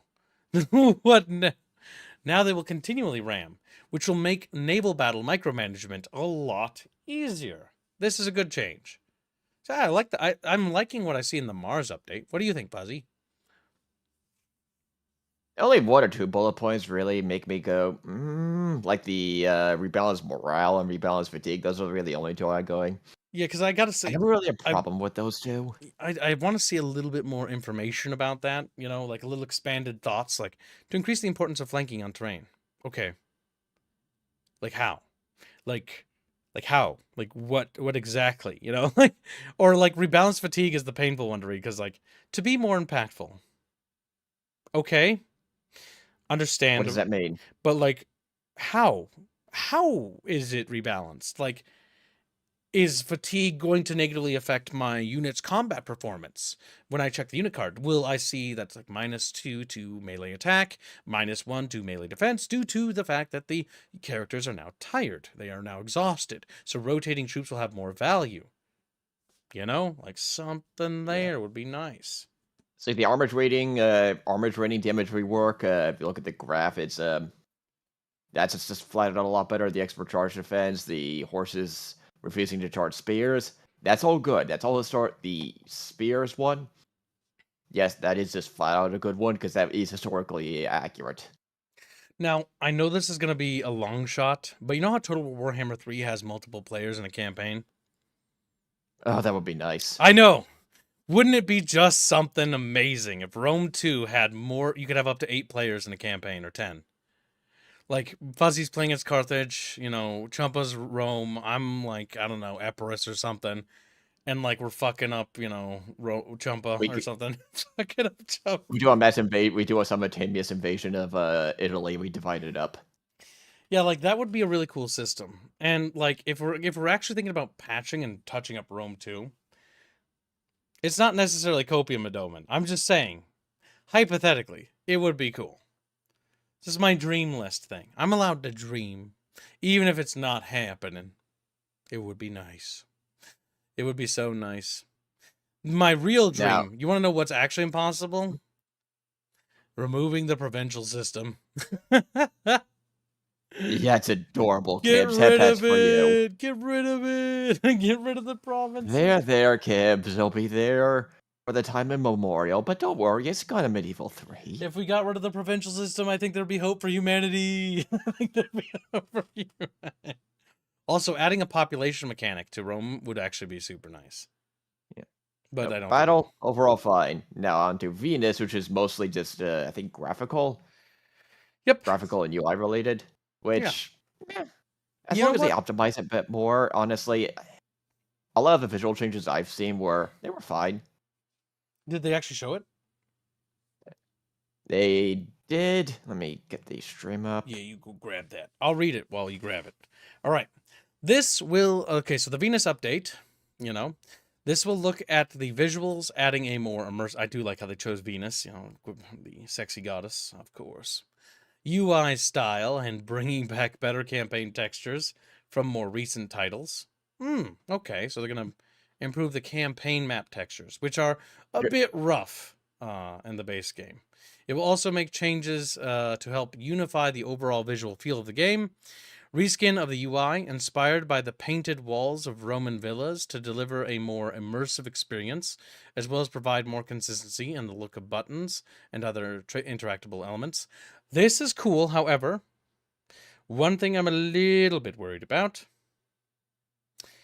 Yeah, okay, that's nice for the Roman UI, but what if I play the Iceni tribe? You know? Will my Iceni tribe UI look neat, or will it look like a Roman UI? I posted at the timestamp. Last one. I know, I'll look at it after I finish reading. Changes to campaign and battle lighting. To give more visual clarity during night battles that are better to play, and overall a more consistent tone and saturation to the game. You have to see that one. Improved textures for the campaign map, brought back from Troy and Pharaoh, alongside updated water texture and sea color textures, changed road textures, and updated the campaign tile maps in the campaign and Imperator Augustus campaign to better match battle maps. That's good. I mean, the Imperator Augustus campaign is my favorite, and the Grand campaign's solid. But what about the other campaigns? What about, the Carthage one? What about, Caesar and Gaul? Because it would be nice that I assume that this is a series of updates that are going to be happening over time, presumably, right? So that we'll eventually get more of this later. So we'll get a Greek UI when you're playing Greek factions, a Carthaginian UI for Carthaginians, a Eastern cultures pack, because they could just theme it around the cultures. That would help minimize the amount of UIs they have to make in overall. But I'm assuming it's an incremental thing. I'm assuming this is not just going to be a pump and dump, right? Do we know, Fuzzy? Do we know if it's a pump and dump? I don't know. I don't know. Fuzzy! Shield damage decal improvements. Okay. Fix for dynamic resources, farms, etc. not showing up properly in the Imperator and Empire Divided campaigns. Fix for aqueducts not showing up properly on the Imperator Augustus and Empire Divided campaigns. Reduce the length of projectile trails to make them less visually intrusive, but still be visible at a distance. I would almost suggest the implementation of a slider for that, so that way players can just adjust it themselves. But that is good. It did have a tendency to be like these huge white sliver trails that streamed across the sky, which was a little bit, like, okay, I don't really think that's necessary. Did you know, fun fact, chat, Medieval 2 actually has trails on their projectiles. It actually does. However, the trails are very small. Just big enough that it catches your eye, but not big enough to be any more than that. Thought that was an interesting note to highlight. All right, let's see. You posted the recent clippy clip? All the way down. The second to last one is where they start on Warhammer 3. My god, it's not an HD. Why the fuck? 360p? Because I have to go... God help me. Discord. We've shown yet, and the campaign textures, lighting, and the seas as well. They slowly switch between before and after. When we go back to the before, you'll see the after one. How Rome 2 is. I don't entirely mind it. Well, yeah, that's before. Quite well, despite its age, but there's other bits like the water doesn't look great nowadays. Some of the textures don't look great. With the lighting, the settlements, the characters can blend in a bit more. And now, brand new sea texture, redone sea color, brought back better textures from Troy and Pharaoh to the game, because we've got those lovely games. Yeah, I view it as mostly just touching it up. Yep, just better texture work. That's not bad. I mean, I mod my campaign textures anyways, but it's good that the base game textures are going to have that out of the box now. So, the Venus update seems like it'll be a nice little polish update. And next big update, the final and likely biggest changes. This is the area where the full scope of what will be done is still being defined. This is the Jupiter update, by the way. Its big aim is to reduce the... Oh, go ahead. You have something to add? Yeah, one particular one. Look under Imperium. You know how you had to be capped for a certain number of settlements to get increased army cap? Well, that's gone. If you want to increase your army cap and a lot of those, you just need to build up your territories and get more military buildings and technologies. Likely mostly through buildings. Yeah, the Imperium cap was kind of this arbitrary measurement of your empire. That was just kind of like, it didn't really seem like it was a natural reflection of my strength. Of how built up and developed I was as a nation. It was just not good, and a lot of people, including myself, would just mod that out. Because it was just so bad. It's like, hey, I have the money and the buildings and the infrastructure to support more than this. Why am I limited like this? So let's read this, shall we? Its big aim is to reduce the stacking of stats that makes features such as replenishment and public order more and more redundant as a campaign goes on, as well as making changes to building trees to extend them and make buildings less of solving puzzles and give more choices in how to build out a province. That is a good change. However, this brings up the important question about the provincial system. The provincial system is basically, for those who are maybe don't remember 100%, but it's basically you have your provincial capital, which is a big city. Then you got little settlements connected to that thing. And on paper, it seems like that makes sense, but in actual practice, it doesn't. Mostly due to the fact that, well, the issue with that is that by design, due to limited build slots, that fundamentally makes each city you build a puzzle, less than an actual building, right? And that's ultimately why Total War Warhammer cities feel bad too. It's like, it's more of like solving a puzzle. Like, I gotta solve the public order puzzle, then I gotta solve the, recruitment puzzle or the money generation puzzle. And then that's what you have to do, because that's the problem when you add buildings where it's like, this building makes you happy, but it also adds squalor. It's like, oh god. All right, so like I get what you're doing, but like at the same time, you got to understand that this is gonna make it a bit turning into the classical problem of this is a puzzle, less so an actual city. And the issue with that is that just carries little weight. Yeah, I ended up having a cookie cutter set path of this is how I build up my new cities. Once you stabilize your region and you expand of, okay, this is gonna be my military settlement because one, it has this many provinces, so I can plan it out like this. And everything else is just economy. Yep. Which again, it's pre-planned. It doesn't feel like a natural progression of developing. And I posted 2 examples of changes in the building chain. Yep, we'll look at those in a moment, but we're gonna finish reading. Less global stacking bonuses, reducing. Wait, did I read this? No, I didn't. Huh? What? Did I? I think you read the less global stacking, and you haven't really read the other ones. Okay. I don't know why, but my brain just stopped working. Sanitation and squalor. Swapping these from being public order effects to the system from Empire Divided in all campaigns. Swapping these from being public order effects to the system from Empire Divided in all campaigns. Nice! That's basically doing the thing I wanted. Yeah, Empire Divided added a lot of cool mechanics that are only in Empire Divided. Yeah, it's like, I like Empire Divided, but I want that in base game. Yeah, I want that in And my thank grand God campaign. they're doing it.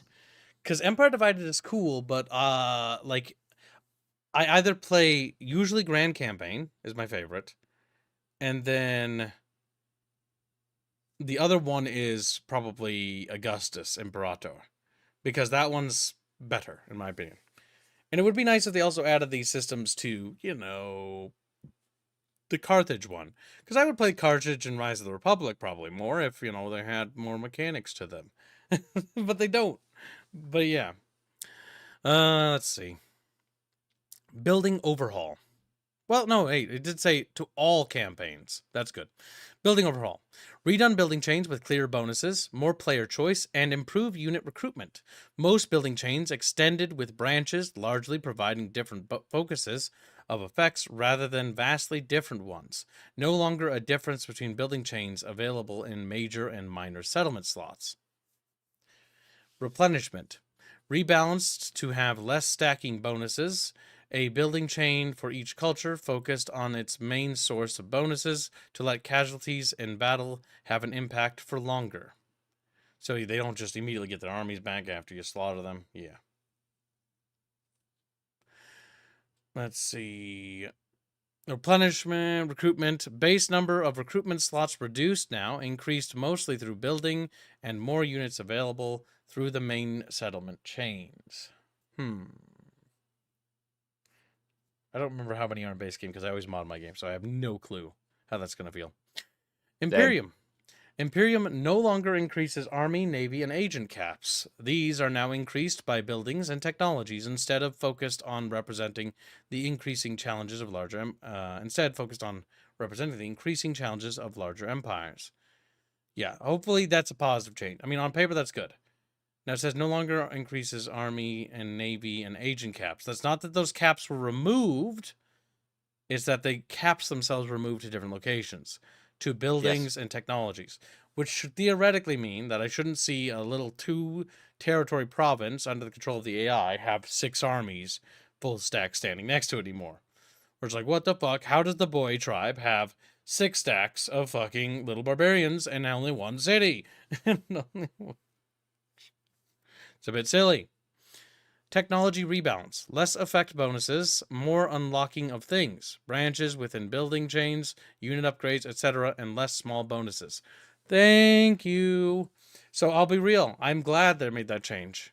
Because it's always hard to get myself excited or interested anytime I get an upgrade, and it's like, oh, 3% more morale, or your units charge 3% better. It's like, well, 3%.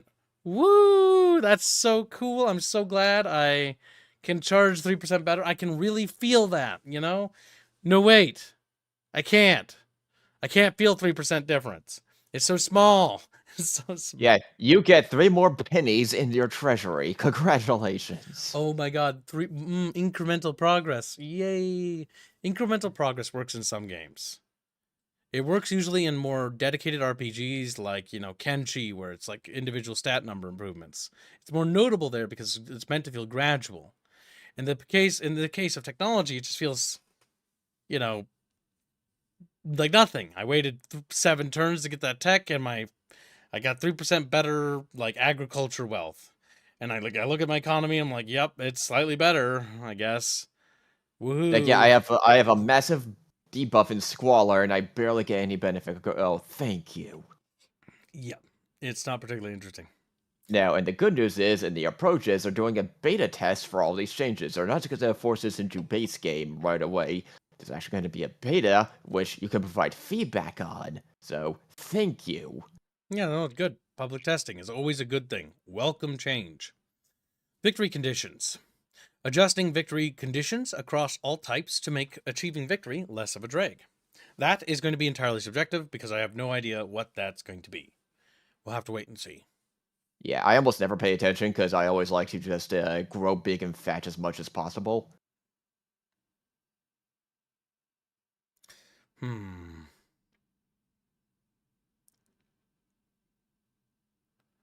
so far, again, as with these historical things, their approach is better. I like this. Good. Because that means, say, if you're on the Steam forums and I want to provide feedback, good, I'll just comment on it of, hey, this is what I like, here's a screenshot, this is what I don't like, yada yada. Maybe this balance needs to be changed a little bit because of X, Y, and Z. Yeah. On the surface, a lot of these changes seem to be a positive thing, but the one thing I will say about like the combat changes, they don't actually talk about what they're actually doing, other than that they're changing things. And it's like, okay, that's interesting, but like I need to actually see how that's going to work. And this is why beta branch is important for vocal feedback. Yeah, if you want to see the two screenshots I took from the stream where it shows what some of the new building chains are going to look like, and for a military one, instead of, say, you have your infantry building and your ranged building, it's just going to be you build your military building, your Field of Mars, and then you go to, say, auxiliary camp, manipulator barracks for your legionnaires, or the practice field. And what it looks like, you can max these out even in the minor settlements. At least that's my understanding. Which is going to make building your military settlements easier. That one's for military, and the second one, I'm assuming, is going to be for economy and sanitation. Yes, because having the practice field thing was really agitating. Yeah.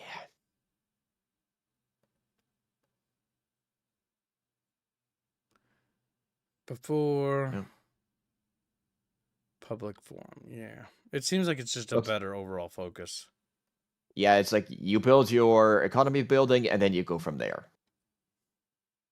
And now, onto the, what's going to be an angry... Try not to do an angry rant for me. No, 40K. You're not going to. We're going to look at it, and I'll talk. Then you can add your piece. Yeah. I got to contain you. I know. For reasons, because you're a weak boy. You're like, what? Now, where's I'm over-exaggerating, but still. Second to last one. But the thing, this one? Yes. If it's not, I'll kill the fuzzy. Hint for what a planet's going to look like. Shut up. Yeah, I put it to the point of where they actually show the maps. They're going to show the planet map, and then they're going to show a few battle maps.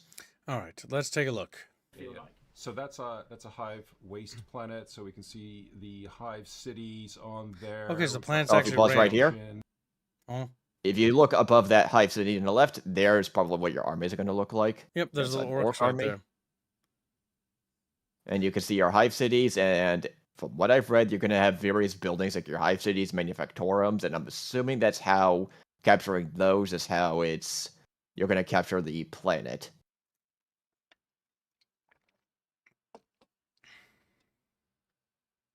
We have everything's a bit kind of sickly. You don't really want to go on vacation there with your mom. The only thing that I don't know, it makes the planet very one-dimensional. If it's all the same biosphere. own then. Also, On where's your the own. ice cap? Yeah. It's a solo Mm. thing. Yeah. I don't know. So this is one of our planet types. Our planets are kind of mix and match. We've got what we call biomes, which is the overall terrain. So they've run into the Star Wars problem. Now I do like the look of the planet, and the fact that it's round is good. But the Star Wars problem is where planets are one-dimensional. It's like, ah, yes, sand planet.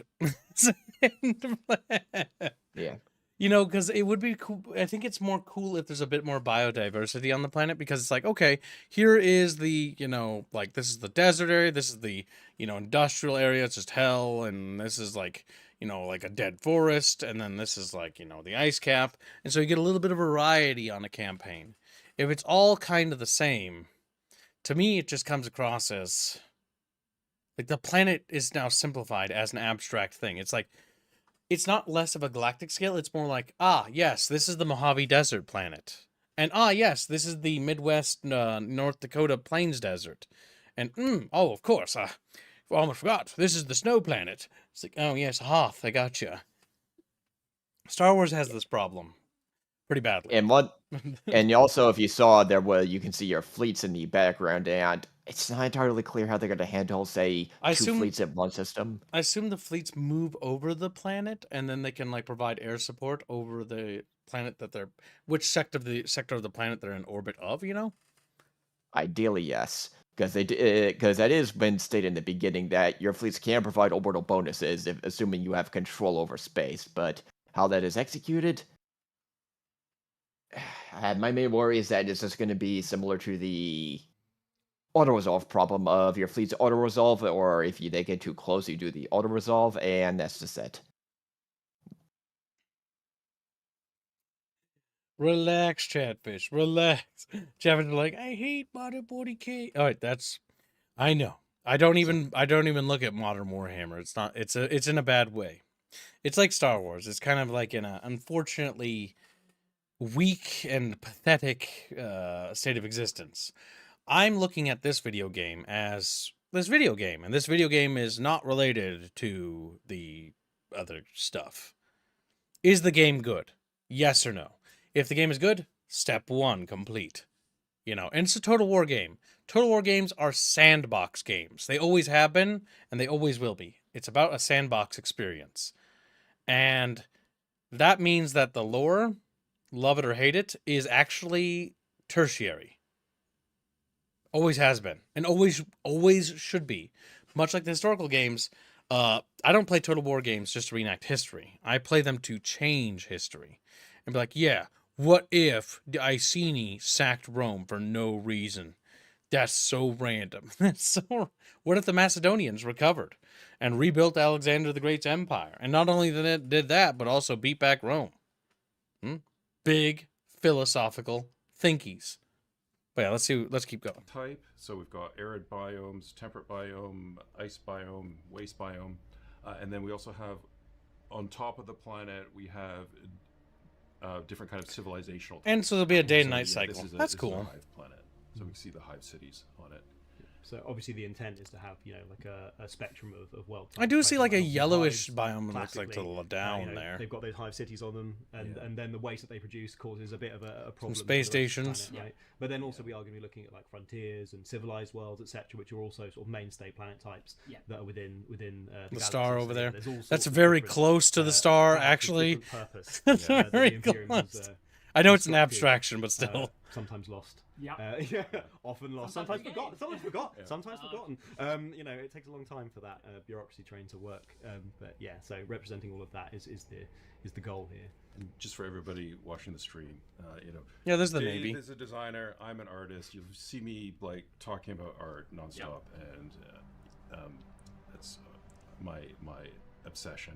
So the question I have then that will maybe hit both of you in a different interpretation is what was the biggest challenge in trying to capture a whole planet? Yeah.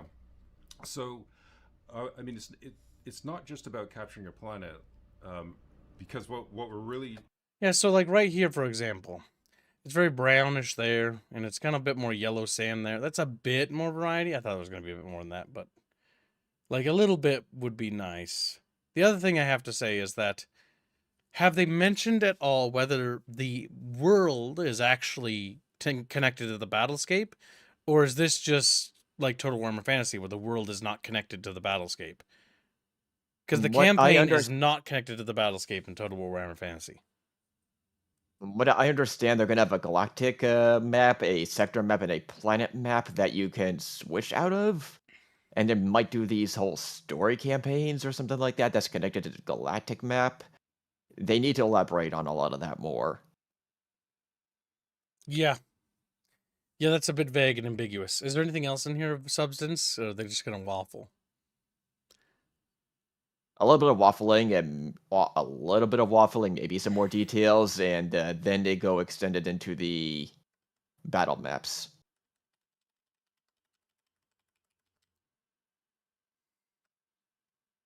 Where's the battle maps? Let me Fetch them. go There we go. to around the 1 hour 40 mark. And this is what makes me pessimistic, because look at this. Oh, a little bit forward. Very close. 1 hour, 40-minute mark. There. so when I said earlier that we had all the battle maps in the bag, that wasn't strictly true. We do have two additional maps that we're working on, which are the low density. But look at that. That's exciting. That's really exciting. So to speak of this a little bit, basically, like, there's going to be a really wide variety of spaces that you can fight in this game, right? Like, you're going to be able to fight in. So you pan your camera up to look at those large things. Does that matter, or is that not in the battlescape? Because I'll be brutally honest, I don't give a shit about the backdrop anymore. Total War Warhammer made me hate the backdrops because the backdrops aren't connected. When you pan your camera up there to look, is that something I can see in the campaign map, or is that not? And if it's not, I don't care. If I can't fight or interact with it, I don't care. I want interactable things, deep, meaningful choices that matter. And having a large skull in the background is stupid. And I'm going to say it. It's stupid. I don't care. Like, okay, what is it? Did I kill a giant friggin' demon and that's why there's a dead giant skull there? That's kind of cool, I guess. But is it because there's just a random skull there? Is this battlescape reflective of the actual area I am on the planet? Or is this just a prefabbed map? If it's a prefab map, I'm less interested. Prefab maps Here's how they are phrase less it. interesting. And you see in the most desert map, when you get to the desert map, they'll say this is a map with a desert biome. And my understanding is you take a desert biome and you just switch it out for winter, but it's going to be the same map. Mm-hmm. Yeah, because Which it really is. It boils down to that. Welcome to the stream, Carlos. Chatfish. Look, Okay. Carlo's here. Welcome. I heard what you just said and I had to jump in, and I have to say I have thoroughly explored the Total War Warhammer maps, and I have to say it is ridiculous with the skeletons in the background of giants of sizes of I don't know what. Castles would make no sense at all. Even the lack of consistency in the scaling of the props around, because they just move their scales all over the place. So this is not out of character for their stuff. It's not, but it's terrible, and I hate it. It's terrible. It looks great. It genuinely looks great from a distance, but if you're in the multiplayer match with 5 other guys and you're watching a fight will last half a speed because someone has a horrible network. Damn. Yeah, I had a chance of exploring the hell out of those maps. Yep. I mean, Three Kingdoms had some problems too, but Three Kingdoms maps looked better. For example, Three Kingdoms, like there'd be some sloppy things with the map design where there'd be like a naval battle, not a naval battle, but a battle along the coast on a city, and there'd be boats docked in the harbor. And you'd be like, okay. And while you're waiting for the guy to do this battle, you're like looking at the city, and you're like, wow, these boats are actually floating like several feet above the water. These boats are floating. Yeah. Yeah. So I'm okay with giant skeletons in the background. What I'm not okay is when the units can't move between the skeletons. Yeah, like that's what I mean. Like the background is never part of the battlescape because the maps actually got smaller in Total War as time went on. Versus in Medieval 2, maps were rather big. And so when you saw a mountain or you saw a historical monument, like, you know, the ancient Colossus of Rhodes, right? You could fight next to it. You could fight next to the Temple of Zeus. Genuinely. You could fight around it. It could be in the obstacle. It could be in the way even. And it would be there. And it was there. So the campaign map was tied to the battlescape. And because it was tied to the battlescape, it made it feel like the battles were actually happening on the world. It felt like you were zooming in. And that's because in the older Total War engines, even Rome 2, it actually was. When you see, like, when I had that battle last night when I was playing as Mastodon, or the day before, when we battled in the Bosporus, we could actually see the landmass off in the distance of the other landmass that was basically like a little bit of a wave, like a peninsula, because we could see it there. And that was really cool. And I kind of think that this game should do the exact same thing. Like if we have a battle in this game together, right? Let's say Fuzzy and I are duking it out, and Fuzzy and Carlos is spectating, and we're having a battle in front of a hive city, and it's like on a river battle, and behind that river, Fuzzy's like defending or bringing his orcs, and I'm defending like a hive city from him. If I look behind me, I want to see the hive city behind me that I'm defending. You know what I mean? Like it's over there. You can see it towering skyscrapers, you know, reaching through the atmosphere. I would like more of a total war of a direction of movement between the units. Not Total War, but the Company of Heroes. That was the game. I would like to fight in the rubbles of the Death City type of their scenarios.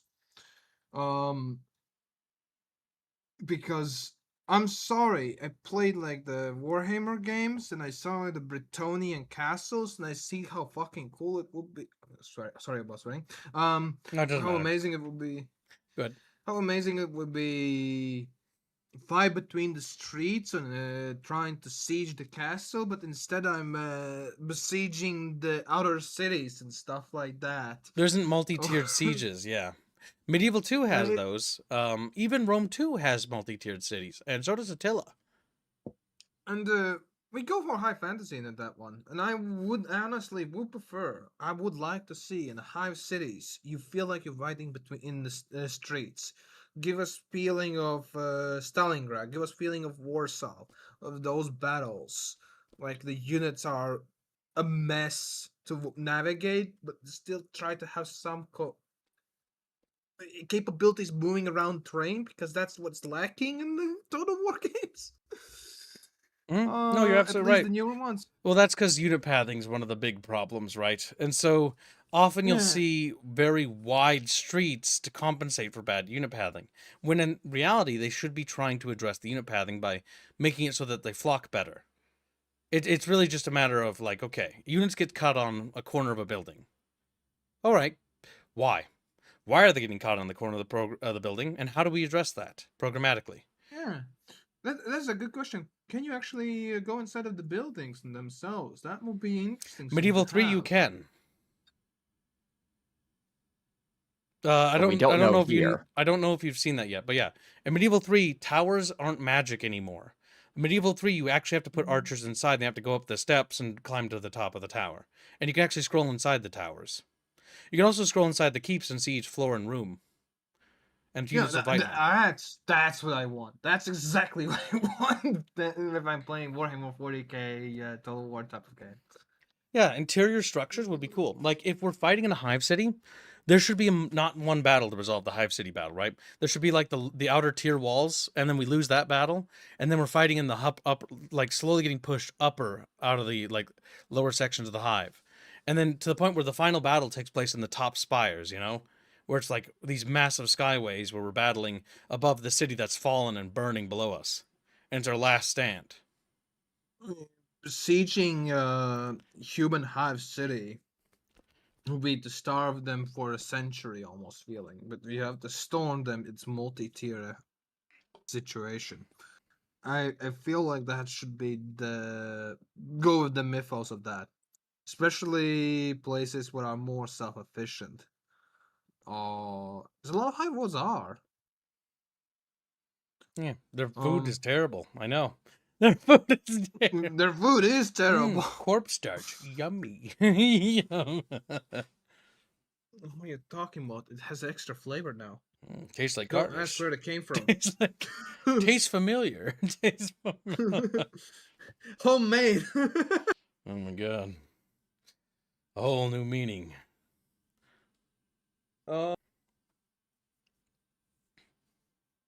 Yeah, overall, these maps just. If we continue to play, so we can see the rest of it, because I think that's the edge of the map, if I'm not mistaken. Yep. Well, that's the wall of the map right there. Somewhere Yeah. I assume. towards the bottom half of that sort of Yep. sparseness, right? Like you can see overall, you've got Now, the enough buildings space are on one destructible. side We there do to know have that entire much in conflict, this. Right? You can have two massed armies meet. I don't know what you that 20 entails, minutes though. at least between that, having a big conflict on that side of the map. But you I can will- also have it I over here will on the left-hand side. better It'll be end able up to being a little walk bit more around sort of not like on top of the rubble. rat running. Not but the all aim is again, destructible, you've only got all some. of these, different Some tactics structures. Isn't clear. and then sort of strategic elements that can come out of it. So one Now, of the see, really big, like, I'm going to point out something. So when there's things on the map, I hope those things are doing something. different. See that little turret right there on that wall? I'll rewind a little. You know, On rat the running. left-hand side of the screen. But the aim is again, you've got all of these. Different Is that tactical doing options, anything, and then or is sort of that just, strategic like, elements that can come out of it? So one there? of the really big and exciting things that we're doing here is that destruction now It better be is at least going to come AA. into play. Anti-air. Right, so that forest, if you don't like it, you don't have to keep it. Right, so you know, if you find that pesky forest is getting in your way and you can't see around it, then you can get rid of that thing, or you can use it to. So in Pharaoh's Dynasty, one of the more retail modern ones, right? Yeah, you can destroy forests and trees in that one too, because they have the fire mechanics. Are they going to actually be putting in the fire mechanics from the historical games into Total War 40K? Yeah, and my question is, all that stuff in the background you're seeing, if we say our armies move a little bit to the side, will we be able to, on the campaign map or the Yeah, planet like, map, does can we this- actually fight in that? Yeah, Is this a over here? Is that because I keep playable? getting the because I keep getting the impression that these are handcrafted and it's not going to be the procedural generated maps that we saw in previous games, because there 'cause should be an invitation off that. It should be, because the procedural map generator means that if our two armies clash on a tile, Carlos, depending on where we clash on the next battle on those tiles, if we move a little to the left, we can actually be fighting to the right of what was a battle over there. And that was a cool thing in the historical Total Wars, where it's like, wow, like, oh my god, this fucking hill here, I fought on top of this hill, I fought on the side of this hill, I fought in front of that mountain over there in the distance, I fought in that pass over there, and I can see where everything I've been. Because the battlescape, when you look out, is actually a procedural world that's generated via the campaign map, because it's read through the tile reader. And that's what made the historical titles so cool. It's what made fighting on mountains so cool. And be like, yeah, I know this is a good place to set my army in an ambush because I was ambushed here once. And now I can do the exact same thing. It was always a cool feature. Seeing villages off in the distance. One cool thing in, was it Medieval 2 or Rome 1? Is if the Navy was off the coast, you could actually see it in the distance. It was Rome 2 that really brought that to the next level by allowing for you to have naval battles and land battles happen at the same time, where a navy could actually join in and Marines could land on the beaches to help reinforce the troops on the ground. And so you could have combined arms battles. That was so cool. They had that for Rome 2 and Attila. And then they got rid of it because they just gave up on naval warfare, which is funny. I know you just arrived here, Carlos, but the Rome, you notice at the bottom it says Medieval 3, Rome 2, Warhammer 3, and then Warhammer 40,000. Rome 2 is actually getting updates, believe it or not. And those updates actually will be basically overhauling parts of Rome 2 and stuff because they're going to continue to develop it. Rome 2 is weird. Rome 2 sells well enough that they still update it today. For audience, so I know my stance on Total War games. I'm a purist. I only have played properly Warhammer 3. Oh, a tourist. I think I said a Uh, purist. I was like, what? You don't have that much radical opinions. Tourist. I'm a tourist. I like my RTSs, but Total Wars never really captured me. You've only played the So, fantasy games, yeah. I play only in the fantasy ones. I tried the Attila. I tried the what was it? The Medieval 2 one. The problem with Medieval 2 was it's just too old at this point for me. It's hard to get into it. Yep, the controls are a And, bit older. Yeah, and Attila, and yeah, it just didn't capture. So where I'm coming from, it's more of a RTS combat engagement part of the games because the grand map. Man, that does I'm a mean different type of you've RTS. never seen. No. See, the issue is that you would want this. I know you would, because I know you. Hmm? Trust me when I say this. If they actually bring back the Let's see. procedural world generating thingy, majiggy, whatever it was called, it would make you have like a fucking little brain gasm. Be like, whoa! Like, it'd blow your little mind. It's one of those things that once you have it and you lose it, you feel hollow without it. I might, because I got bored by the Warhammer 3 maps. Yeah, because you'll Um, never fight on the same map. Unless you physically go there and fight there again, you never end up fighting on the same map. So there's always new stuff. There's new hill locations, new trees, new vantage points, new fields to fight on, because it was always different. The only thing that was always ever the same in older Total War games was the cities, because they only had so many different types of cities. Cities were usually unique per culture, and Total War Warhammer, they actually aren't. Because if you press tab and you actually look at the map layout, you can actually compare them and layer them on top of other factions, and they're identical. no. No, Not all I've of done them. it. I've done it. I've done. You can The- actually the- overlay. There are some different ones, like the Skaven ones, but for the most part, you can actually overlay like half the maps on top of each other, and the layouts are actually similar. They did fix that as the games went on, but it's actually Yeah, it's about- remarkable how many cities are recent. identical. It's recent. Yeah, only a It's few very cities are actually different. But yeah, It's divided by cultures, but the same culture just always looks the same. I have to admit to that one. Unless we put some extra bits on the terrain stuff, by props of the map itself. Oh, you mean the combat maps? Not the other cities, right? no, I mean the cities. The cities in Total War 1, you could actually overlay them, and they were actually identical. And They 1 and started 2, adding they were the variety same. in 2, and well, only a little bit. Only in Yeah. 3 did they add new city types, like actual new ones. Yeah. Yeah, I remember that patch. I was laughing about it. And even then, like there's like they never replace or fix the old ones; they just kept them in. Which is why we haven't even gotten to the siege overhauls for 9.1 for Total Warhammer 3, which is the update that's maybe going to make Total Warhammer 3 almost playable finally. Finally. Yeah, when I saw these maps in 40K, and I think there should be one more map after this, Desert 1. Actually, I get the two more actually. There's a Hive one, and then there's a Desert 1. now what annoys This me one- about this, by the way, is there's the edge of the map right there. You can see it, right? And they keep looking off in the distance at things you can't interact with. This is why Yes, I it is. am. Yeah, this is why when I see the fantasy team do this, I'm just going. You're just. And they say this when they get to the desert map of. They say this is a map with a desert biome, and I raise my eyebrow, going, "What?" That means that say I can fight on this map, but you just slap some sand and some cactus on it, and it's a what? It's supposed to be a different, unique map. Now this is the one they've shown in the trailer. And you can see Yep. there's also another eyebrow raiser. Are those defenses going to be static? Like, they will always be there regardless of which planet I'm on? Where if I fight on a Hive City map, I will always see stuff like that? Or do I place them? What defenses? You're not alone, right? So Those, when oh, you the rely things Those down there on the sandbags. ground? it might That the must be, sandbags, that's you an have your ability. guard on. you're I actually guarantee you that's an joining, ability the guards a have. fight that might be in conflict. That doesn't mean there's loads of stuff going on, but there will be. Like, Because a number notice of how they're small nowhere skirmishes else? potentially happening in the middle of the battlefield Yeah. before you start. And whether you Well, decide I mean, to there's some help stuff them down is there. down to you, depending on your alignment, I guess. Maybe and they how are much you static. care about those poor. Yeah, that's poor what I'm just guardsmen going. and If you their look lives. around this But map, don't you have constantly to care, see and that's these. a wonderful thing. Exactly. So, So But yeah. this is the map from the trailer. Yeah. Upper Hive Plateau. You know, I I'm think you're trying right, to- Fuzzy. 'cause Those I are think static. The lighting There's is random Yeah. sandbags scattered really everywhere. loaded What to the match. heck? I was trying to match the lighting from the trailer, but I loaded it like 6 times and I just gave up. They're very I would have- enjoyable. I would have thought you would be the one to place those, those, not the pre-made.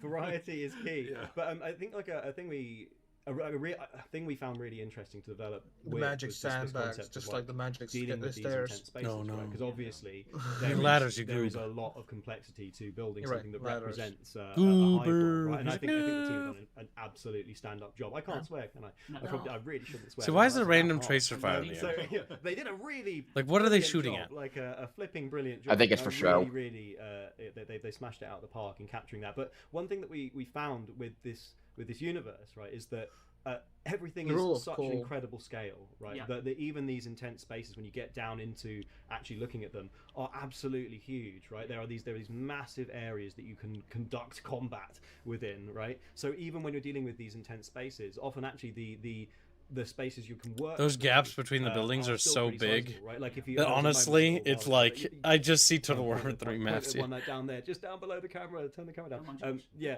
come on, Josh. You know, like you can. What is fit, urban like, warfare? A sizable army in a lot of these spaces, and then in many of those spaces where things do get tight, there are opportunities to remove buildings and sort of make it a little bit bigger if that's your play style. If you've got an army that really values line of sight, then that can really help you there, because you go, I don't want those. Get rid Yeah, of there them. are sandbags That's the everywhere. biggest, Is one thing I'm mental noticing. shift in playing is dense maps in other Total War games. It's these are all obstacles I'm forced to work around the whole time. But a lot of these buildings I can get rid of. I can make this a lower density map if I want.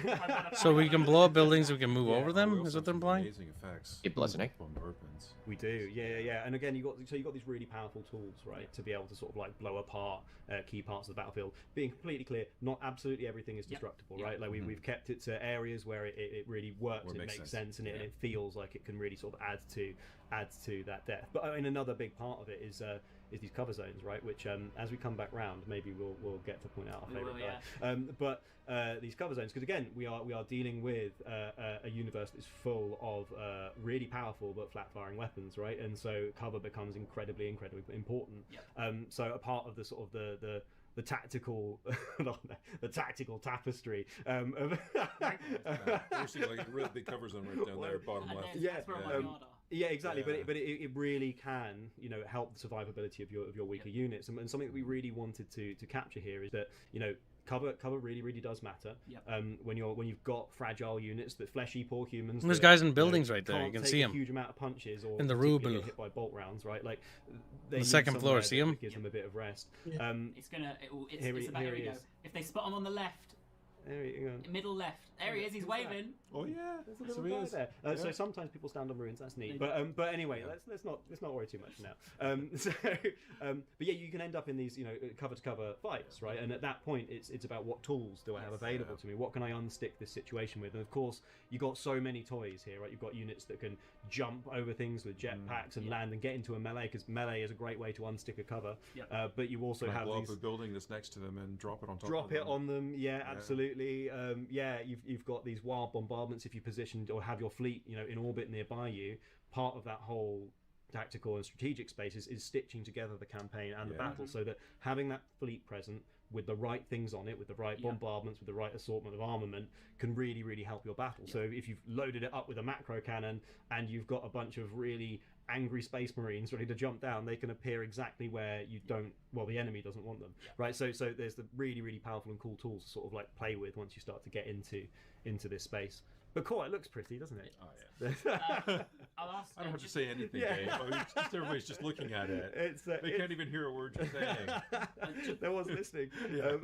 Just before we move off this one, then, I wanted to ask you about deployment zones. So what's different about deployment zones here? What's different about deployments? Oh, yes. What is different? We want to make sure we have I guess, as many varied ways to play these maps as possible, right? And we have done tricks like this in the past, but we are leaning into it. So with this map, you can fight it north to south, effectively, so like from that direction. You can also fight it east to west, so you can have that deployment on a different, basically, axis. And we also are going to have assault battles, right, which have these sort of more entrenched positions that we're fighting against. And at that point, you might be defending sort of halfway out into that map, for example. So as a defender, you might be sort of halfway in, and we have all of these different sort of ways and configurations of making sure that the experience does stay fresh on these maps. Of course, keeping it fresh and giving that variety just is super fun. And speaking of variety, so we've seen an ice map. We've seen this is what's the biome for this one? Is it waste? That will be a waste, yeah. And what we'll show as well is, I think, one of your favourites. This is an arid map. So this isn't an arid map, right? This is a map with arid on it. That's right, yeah. So you could play this. So map. this could be all green. Yeah, right? it could be yeah. ice. It could be all ice. Yeah, exactly. It could be all. Yeah, if you pause here. So that just means it's a filter or texture. Yes, that's what that worried me immensely, because with these static defenses and me not being able to place them on top of that city looking like a Warhammer Fantasy map and layout worries me enough.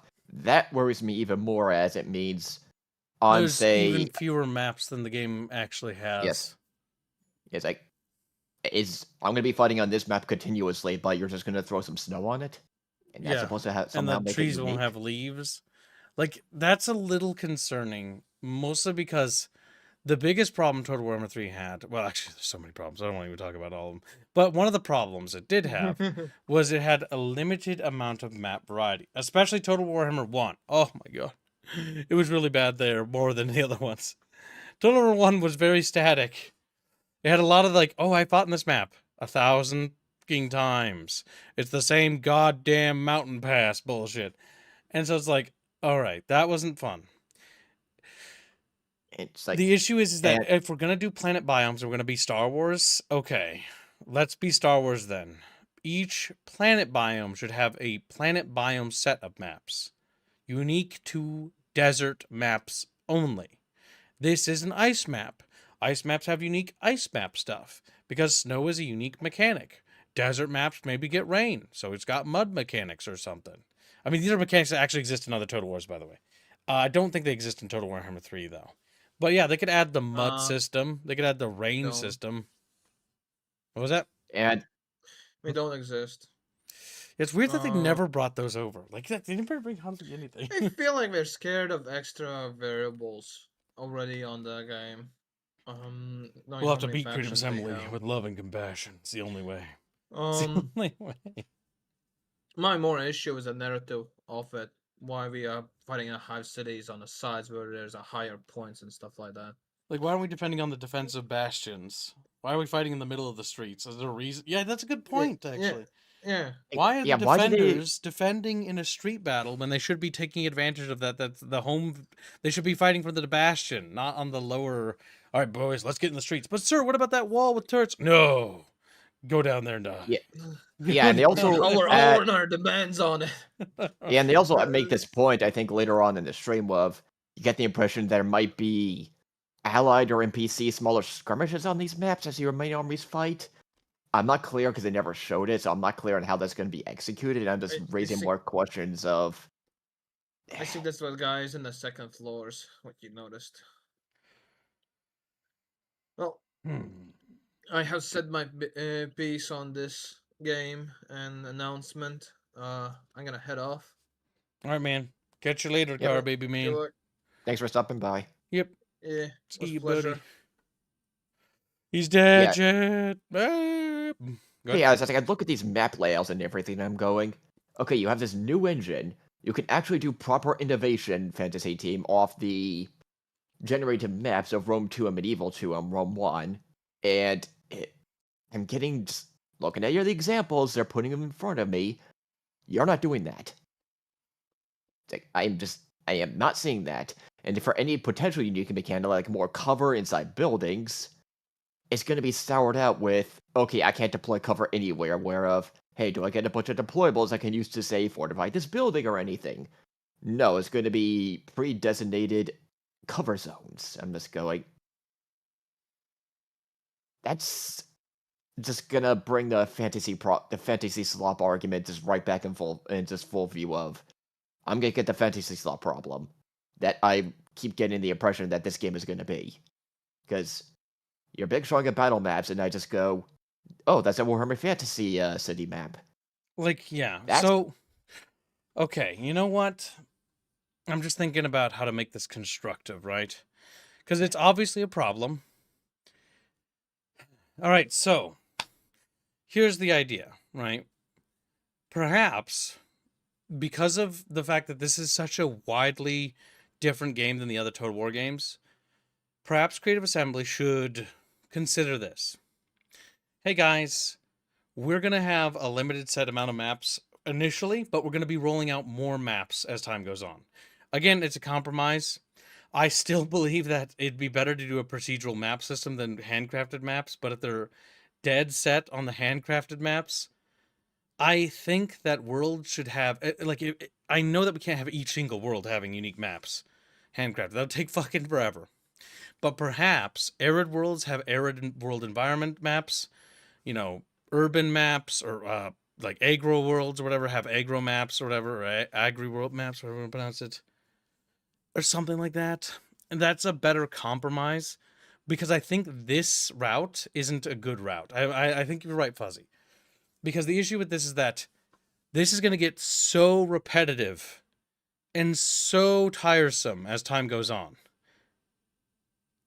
And also, not every world is an Imperium world, right? Like, come on. Like, what about Tau worlds? What about Tyranid worlds? What about worlds that don't have any humans on them to begin with? Like, there's got to be a little bit of variety here. Otherwise, this is going to be like, I'm in a galaxy, but my galaxy feels the same. It's like Star Wars. That's the Star Wars problem. It's like, a galaxy far, far away where Tatooine, the bumfuck random backwater world, is somehow relevant again. Somehow relevant. Or like, we're going to Hoth. Why? Why are we going to Hoth? It's literally a backwater world with nobody on it. Like, that's the reason why the rebels set up a base there, but they're going back to Hoth again because they gotta. It's like, okay, that's dumb. Or they do the worst thing where it's like, this isn't Tatooine. This is Timu Tatooine, aka Jakku. Yes, the only difference here is that their Star Destroyers crashed into it everywhere in the sand. It's like, oh my god, please, come on, my dudes. Like, come on. Like, it's not that hard. Just a little bit of creativity here. And that's why I think that the important part is that each world have at least distinct maps. If we're going to have to do the handcrafted maps, so be it. I'm not a super big fan of it, but at the same time, if that's the direction they want to go in, that's the direction they want to go in. But this way, I don't think is particularly a good way to go about it. Even ignoring my own subjective issues with this, right? Objectively, I think this is bad. Because again, if the environment of the world is just a tacky little flip, for example, why is this blown up? All right, like, why is this? See this right here, how this is like exploded and that's like blown up there and that's like bent here and then there's fire over there. Are you telling me on every world it's going to look like this is on fire and because it's just going to be a tile set? Like, why is this exploded? Why is this blown up? Like, why is it blown up? Genuinely, how did that happen? How did it explode? What's the story behind it? Remember, what annoys me is I like how Creative Assembly, the team working on the historical stuff, is like, yes, the narrative of the events matter. But when it comes to the fantasy and the 40K stuff, it's like the narrative, the storytelling of the game doesn't matter anymore. It's like, nope, there's no storytelling. Because the paint job will tell the story. No, that's not how that works. 40K is not a crutch to lean on. It's something to build on top of. And while I have my own personal grievances about Games Workshop and the things they're doing with their setting, I think we can all agree that we shouldn't be like, okay, it's 40K, ergo we shouldn't try. That doesn't make sense to me. What? Okay, yeah, it is 40K, but just because GW doesn't try doesn't mean you don't get to try. Like, that's their problem. You're Creative Assembly. You're making a game. This is a Total War game. This is better. Literally, the mindset these guys should have is not that, oh, it's 40K, we can lean on it like a crutch. It should be, it's 40K. We have an uphill battle. 40K is in a bad situation right now. The setting is not liked as much as it used to be. Even though it's mainstream, it's basically lost its soul. It's sad and it's tragic. 40K sucks now. And that's the sad reality. It's just like Star Wars has the same problem. Like anything that goes mainstream, it sort of loses its sense of itself and it loses its soul. However, that is not a valid excuse to not try. It never has been and never will be. If anything, that actually adds an extra layer of challenge for the developer. You need to turn something that isn't doing well now into something that's golden fire now. What is the strength of 40K? It's the chaos of the setting. It's the the universe and the setting. What's the strength of Total War? It's the unique battlescapes, the unique maps, the tactical decisions you make, and how they reflect on the campaign map. Now combine those two things together in a seamless way that allows the player to create their own narrative and story. The issue with a map like this is a map like this already has a story ascribed to it. I didn't influence this map. I didn't write a story for it. My campaign had nothing to do with why the map looks the way it does. In the same vein that Total Warhammer Fantasy has that same issue, right? Total Warhammer Fantasy, the maps are pre-made and already have a story. They have like a giant skull in the background. I have no connection to that thing whatsoever. There's a giant skull over there. Okay, there's a giant pyramid over there. There's a ziggurat over there. I don't know what that means. What is this? Why does that matter? Huh? How am I connected to that? Is there any way I can interact with those things? No? Okay. Well, I don't care. It's just window dressing. Like, it doesn't matter. It doesn't matter. Yeah, and you have all these possibilities for mechanical depth for this game. You developed a new engine. I like to point out, this is their most complete new Warscape game. And in terms of showing off the new tech, this is their most complete product to put out to show it off that, hey, the whole Warscape problem with the Warscape is over. And their solution to this is to take notes from Medieval 2 of Rome 1 and Medieval 2 and other games of, oh, you can attack from north, south, east, and west. That's been a thing for decades. Yeah, that's not new. That's not new. And your whole way of trying to make these maps feel exciting is, oh, you're just going to fight on this section or this section of the map. See, there's so much we can take inspiration from. Let me propose something here, right? Let's say Fuzzy Buddy, okay? There was a space battle you played earlier, and the space battle happened above this area of the planet, and you blew up a spaceship, and that spaceship crashes onto the planet. Now that spaceship is a part of the environment there, and you can actually fight around it. And there's actually guys, and if you go there, you'll dismantle the ship eventually, and it'll be removed from the map, right? Because the map is interactable. But for that battle, that ship is there, and you can get your army to secure parts of the ship that are still functioning. You can activate part of the ship's point defense systems and use them on the battlescape against the orcs. I know, that would right? be interesting. That's a way to tie that to the game world and tie the story of what the player's doing in the sandbox world together with these systems. It's all about tying things together, basically. Go ahead. And I'll take the Hive Cities as an example. The Imperial Guard, what are they known for? Digging in and entrenching or besieging. I'm besieging an orc settlement. I can form and customize my own siege lines to an extent, suggest this is how this section of the siege line is going to be. I'm going to have this place, say, have lots of basilisk artillery. And this is where the pillboxes, the heavy stubbas, are going to be. Yep, the trenches for repelling the orc attacks. Because I may be sieging the enemy, but the orcs got to come out of their hiding place because I'm going to use my basilisk artillery to shell the ever-living shit out of the orcs, out of their settlement. And they have to come towards me now. I, as the guard, have changed the tables. And now I'm forcing the enemy to come to me. That's actually pretty clever. I like that. That's you're thinking like a sandbox. So these questions can be tackled in different ways. You have Hammer and Anvil Guard or the Space Marines.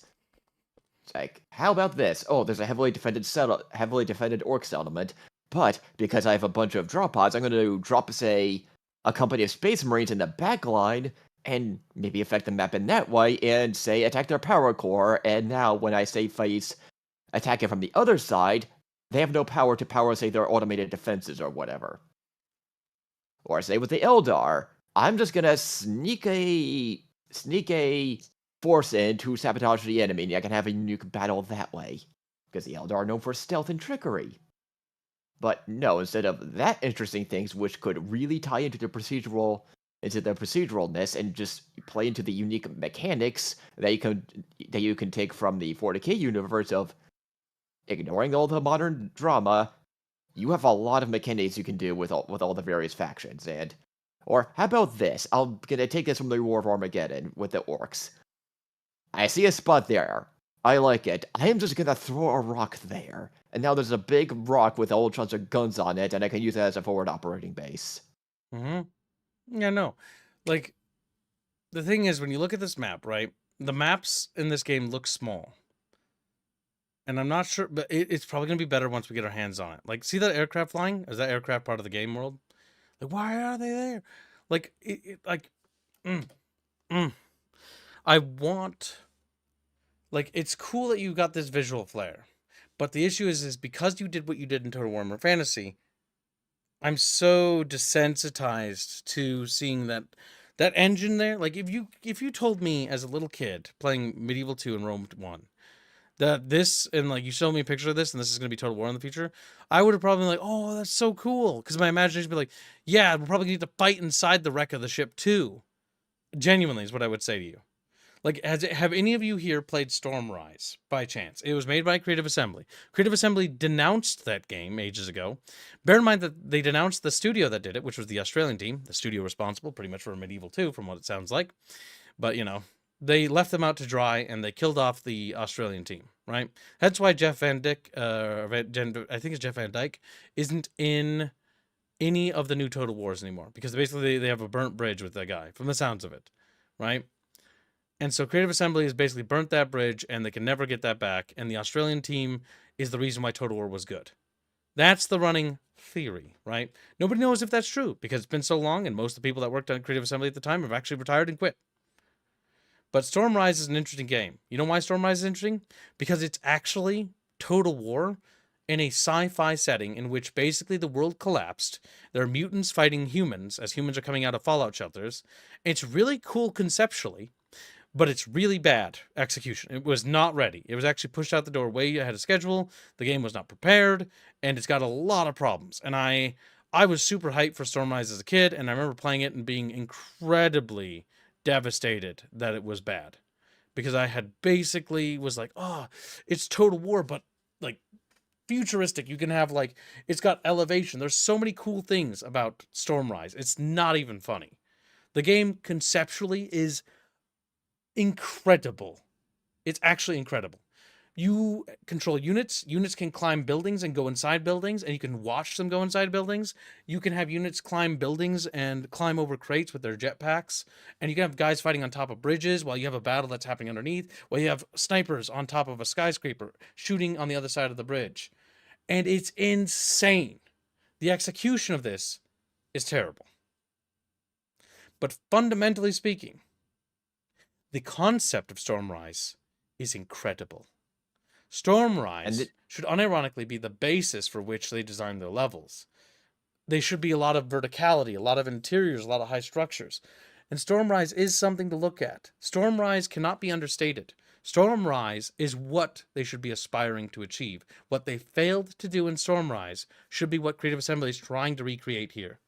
Because Stormrise, unironically, is something that is so cool that I cannot put into words how cool it is. It is the coolest Total War style combat system, ruined by the fact it's horrifically an alpha game that got forced out into launch.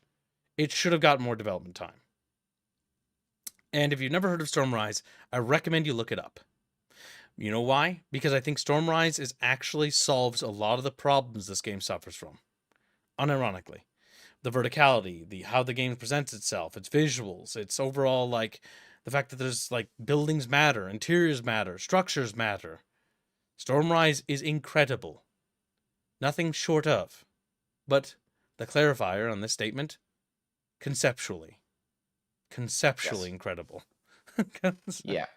And notice, chat, how we're coming up with all these ideas, just like that, to even advise how to fix what they have currently right now. Well, but I mean, it's an idea they came up with, actually. Like, I'm just citing something that previous Creative Assembly team had done. Yeah, that too. And what do I see from the fantasy team?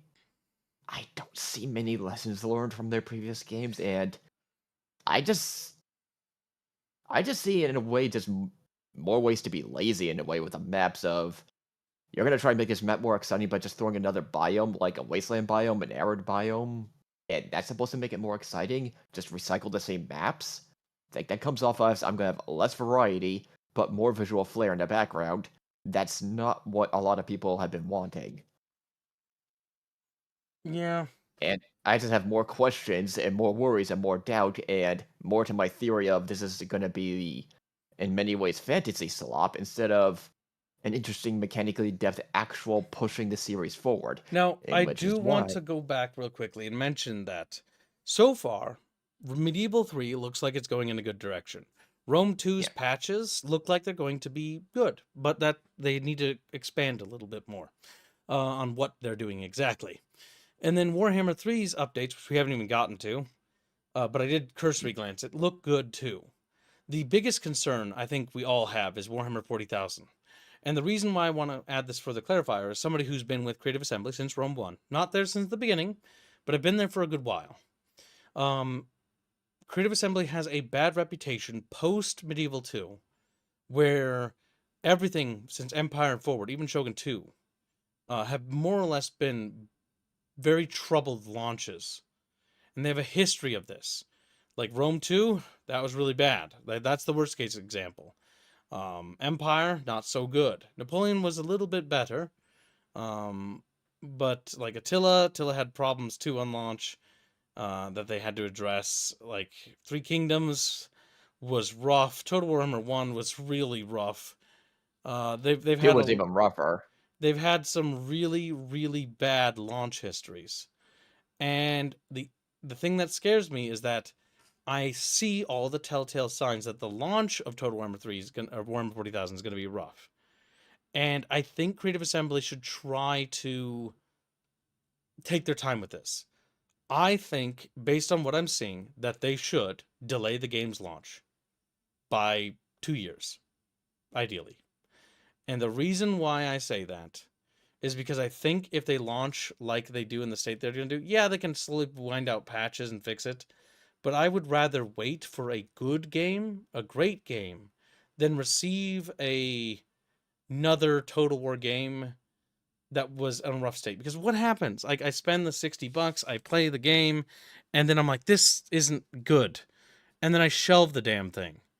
And I let it sit in the shelf for years until finally I go back to check it again. And I'm really tired of this cycle with Total War. As somebody who actually really likes their games, I really, really think it's just a bad idea. I would rather wait the extra time, and I would rather that they stop with the secrecy. This is good that they're doing this, by the way, but they should go further than this. More. You're doing good. I do want to commend them. These QAs, these conversations they're having, this dialogue, I love this. As somebody who was scorned by Creative Assembly, to the point where I felt disenfranchised from them and felt disenfranchised from the community to the point where I didn't want to do anything with their stuff, I'm interested in the games again. Mostly because the change in leadership is what brought it back. But in order for me to stay interested, I would like there to be more open dialogue, more conversations, and I want you, Creative Assembly, to consider stop giving YouTubers early access, period. Because that's a bad practice. Paradox does this. Paradox is really bad. Stop emulating Paradox. They're truly a rancid company. You're better than them. You can be. Don't be like Paradox. Like, give players, everyone, tests, like request test access, public tests. Let's make the greatest game we can make together. Let's include the community on this. Let's actually work together to make this truly spectacular. Because I believe that Total Warhammer 40,000 should be the game of games. You know, it should be, everyone should want this in their library. I would want that. I want Total War to recover. I want them to do incredibly well. And I think the only way to do that is for them to try to continue, and I know it's hard. It is hard. And it's commendable that you guys are doing what you're doing. But keep doing these outreaches. Not only do these outreaches, but also start reaching out and like doing stuff with the community more, like public tests. Let's the beta stuff you're planning for Rome 2 that you're gonna do it in beta before you do the patches. Awesome, wonderful. That's fantastic. The fact that you're showing us the early stuff you are for Medieval 3, fucking phenomenal. That kind of communication is good. More communication. Don't let a barrier form between us, the players, and you again. That happened before, and it was bad. It was bad for the community, and it was bad for you. We both suffered. We can avoid this altogether by just being completely open and just talking about the game, what we like, what we don't like, why you chose the decisions you did, so we can understand the rationality behind it. And we can try to basically, create a great game. Because I think it's important that they talk to everyone, not just YouTubers, because that's what they did in the past, and it was disastrous. And YouTubers will just glaze to get early access. That's what they do. All right. And it makes sense. It's not like an attack against them. They got families to feed. I get it. But at the same time, I also don't care. Yeah, I think you touch upon I a want large games to be crux of. good. Go ahead.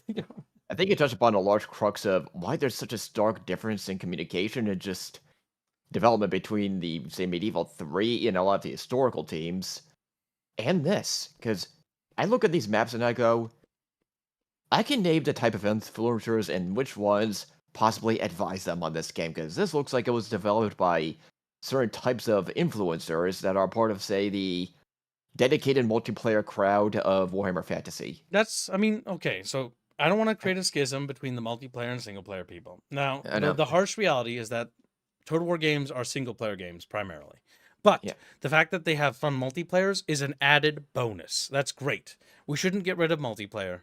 However, there has to be some sort of thing okay, we can have these handcrafted maps for the multiplayer side.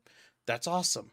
Create a robust map editor too. Create map editing contests where people get prizes for participating. Best maps get added to the official roster. Blizzard did that fan-fucking-tastic way to do it too. And maybe, because it's a wonderful way to incorporate the multiplayer community together. I don't think we really need to create a internal conflict between different groups here, because ultimately we all want the same thing. We all want Total Warhammer 40,000 to be fucking cool and awesome. That's simple. It's a simple thing we can all get behind. Yeah, I want to think of this multiplayer community more of the influencers that tend to focus on multiplayer. Even them, I'm just gonna be brutally honest. I don't want to get into too much about individuals. I don't care. Yeah, they don't matter to me. The only thing that matters here is specifically pushing this in a direction that's a bit more constructive. Yeah, because to finish my point, you notice this starkly when you look at how the Medieval 3 team is getting this feedback of more open. Okay, when we can see the mechanics and their thought process and get the feedback of when they factor in everybody. Very different than the secrecy of Warhammer 40k. And you can't help but notice the clear difference in output of, hey, we saw the magic ladders, people complained, or pointed out, hey, you're not going to do magic ladders again, are you? And guess what? When they also showed, hey, you can actually go inside citadels, they got praise for that. Yeah, that's cool. Adding in tiers, that's something actually new. That's actually better than Medieval 2. Medieval 2 doesn't even have that. Yeah, first what they do in 40k Total War, they just do this closed session with a bunch of hand-select. I don't know if it's even hand-selected, but it was definitely before, we do know this from Legends, of hand-selected influencers, and this is the output we get. It's the results speak for itself. Mm-hmm.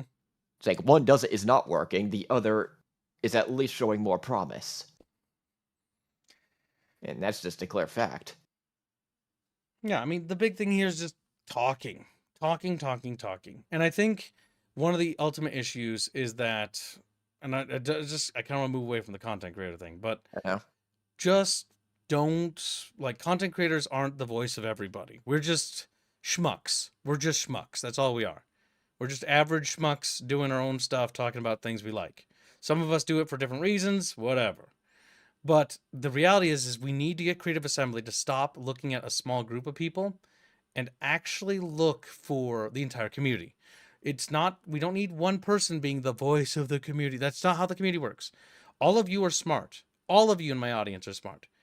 Some of you, I hope very few of you are smarter than me. All right, hopefully a small percentage. Yes, thank you, Ken. But either way, like, unfortunately, some of you are smarter than me. Maybe even the majority. All right, like that's just the reality. And the reality is that we all have different things that we like, and Creative Assembly should be talking not just with people like me, which they never did, by the way, but they should be talking to you instead. And it should be an open dialogue with everybody. People should be allowed to talk and have this discourse. I used to be on the Creative Assembly forums. I used to spend a lot of time there as a kid. I even have like my old Creative Assembly Total War shirt somewhere over there. It's red. It's got a little white logo of a little horsey guy. And I was super into Total War, like biggest fan ever. And I got pushed out of the forums because I criticized things I didn't like. And I tried to have conversations about things that were uncomfortable to have about the game series I think we needed to have. But I wasn't allowed, that because they didn't want that back then. Now, Creative Assembly has changed since those days. It's been a decade actually since those days. It's been actually like 13 years actually since those days. Well, actually more like 14 to 15. But yeah. Or not 14, 13, sorry. 11, I'm retarded when it comes to math. 11 to 10 years is what it's actually been since those days. It's been a long time. Those bad people, those rotten egg community managers that were there, most of them have moved on. Most of them have left. Most of them are gone. Those issues that they were pushing, like where they were targeting and harassing modders and stuff like that, or like targeting individuals or insulting people, I haven't seen them in a long time. And I know for a fact that several of those people are gone. Like they're no longer there no more.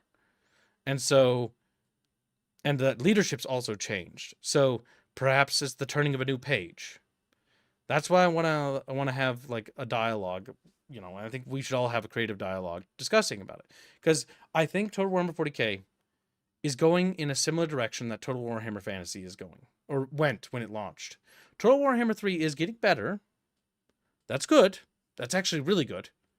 Because I was of the opinion that it would never get better for a good while. And now it's actually looking like it's going in a positive direction for a change. I actually am getting interested in playing it again after we'll talk about the patch 9.1 and why. But patch 9.1 is doing things that's undoing the things that pushed me away in the first place. So it's one of those things where it's like the things I feel like Total Warhammer 3 is learning. I feel like Medieval 3 is learned. And I feel like Rome 2 is improving still, which is surprising, but I welcome that. But I feel that Total Warhammer 40,000 is merely treading the same ground we've treaded before. And that's my concern.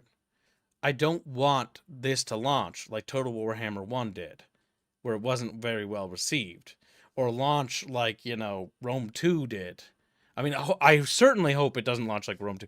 For those who don't know, because I know some of you are new, right? Because Carlos, for example, was new to the series.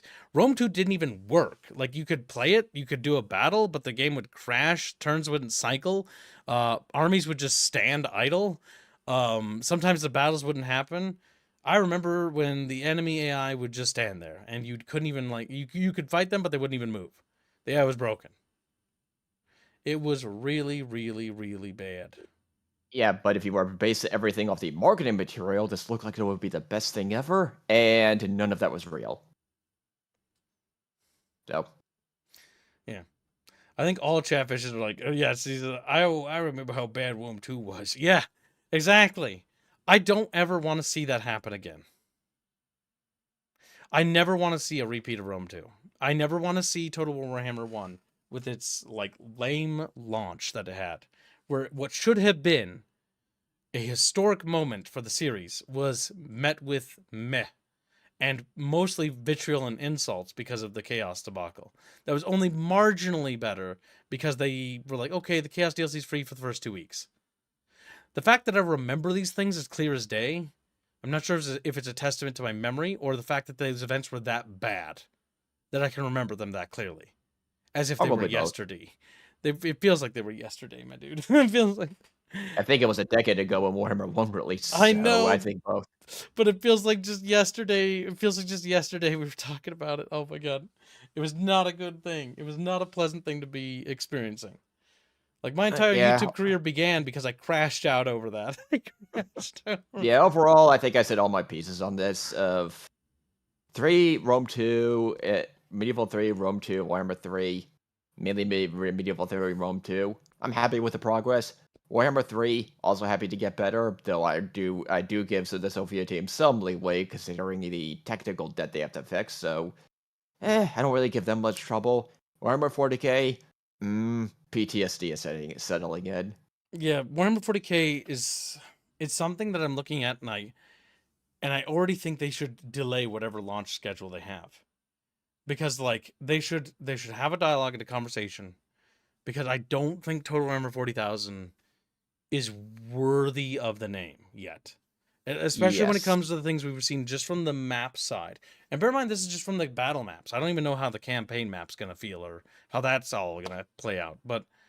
Like, for example, I really, really, really believe that you should not have naval battles in 40k.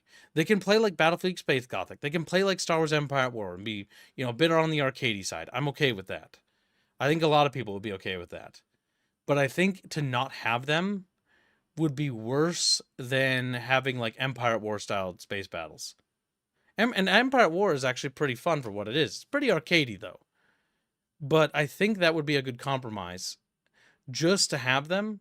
And the reason why I bring that up is because to me, based on everything they've talked about and shown, and just even how Medieval 3, like Creative Assembly sounds like they're nervous about naval combat. When I think, yes, naval combat, was it flawed? Yeah. But was it fucking cool as hell in Rome 2 that you could have combined arms and land troops and the friggin' Carthage for the siege? That was cool as hell. It needed more expanded fun. system. It needed sea chains. Like the towers that defend the harbor should be able to raise sea chains, and the sea change towers should have to be destroyed in order for the ships to go through. Yeah, there should be mechanics like that added. Just like for the, Constantinople and stuff like that. However, it's okay to not like have them like you didn't have them back then, but build on top of those systems now. Build on top. Medieval 3 having the fact that towers aren't magic anymore for the first time in the entire series. You have to have little archer guys go inside to go pew pew pew, with the little arrows. That is fucking cool. That's fucking cool. That's amazing. The fact that you can go inside the citadels now and actually fight inside the keep. Oh my god. That's actually really good change. Amazing. Man, would that be cool if Rome 2 you could fight inside the Imperial Palace. That'd be fucking sick. But that's an older game, so it's probably not going to get that. But you know what I mean? Like, games going forward should build on top of that. The systems in Medieval 3 should be in Warhammer 40,000 too. Because they should be communicating with each other mechanically. I want Warhammer 40,000 Total War to be just as complex and have as much depth and intricate and, well-designed systems as Medieval 3 sounds like it's going to have. Medieval 3 sounds good. Total Warhammer 40,000 sounds like Warhammer 1 again. And that's my problem. And I know that only extenuates from the maps that we've looked at, but it is a telling sign because that is a problem. Yeah, it's like they need, at the very least, they need to stop this slow, painful trickle of just information, because it's just leading to more people raising eyebrows, at least from what I'm noticing. It's like, delay it 2 years, be open like they're doing with Medieval 3 of, this is what we're doing, this is what do you think of it?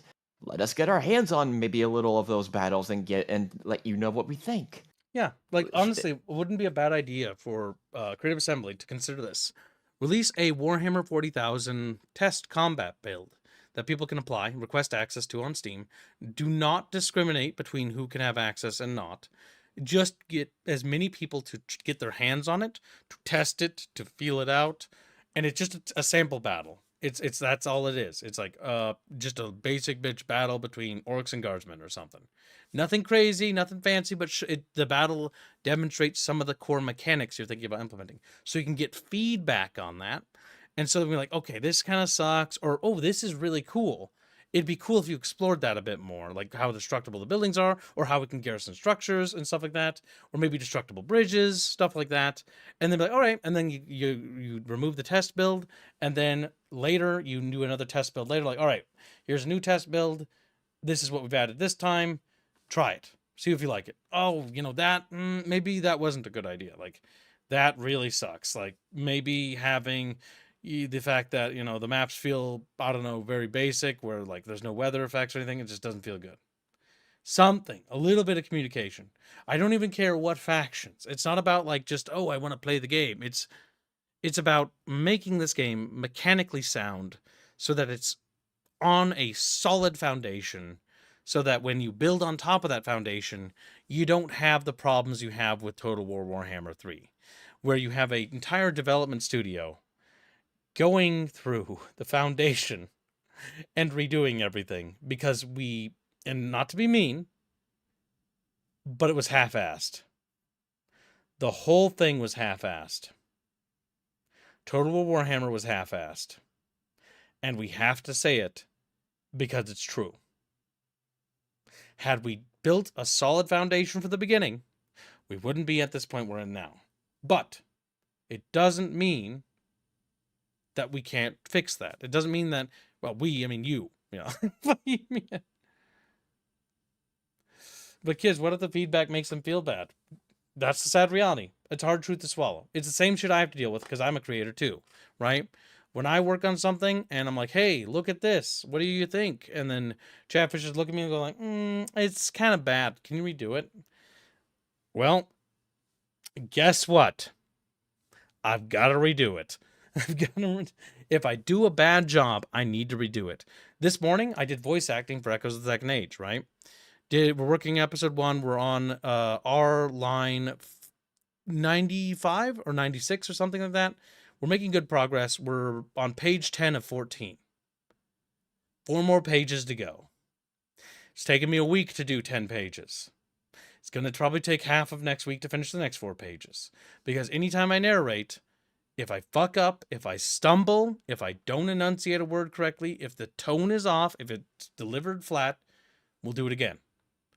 And I know it's a lot of work, and I know that's how it's got to be done, because if it's anything short of the best I can do, it's not good enough for you.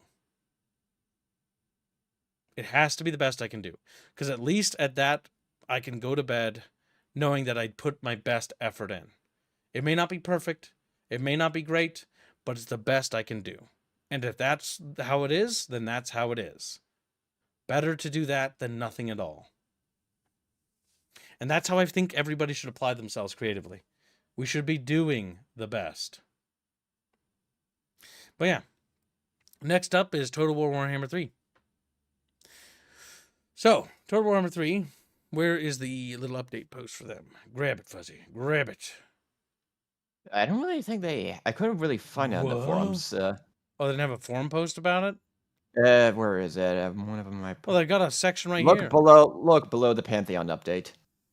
And it just tells you the TLDR. All they've really shown was maybe not ready. Concept art.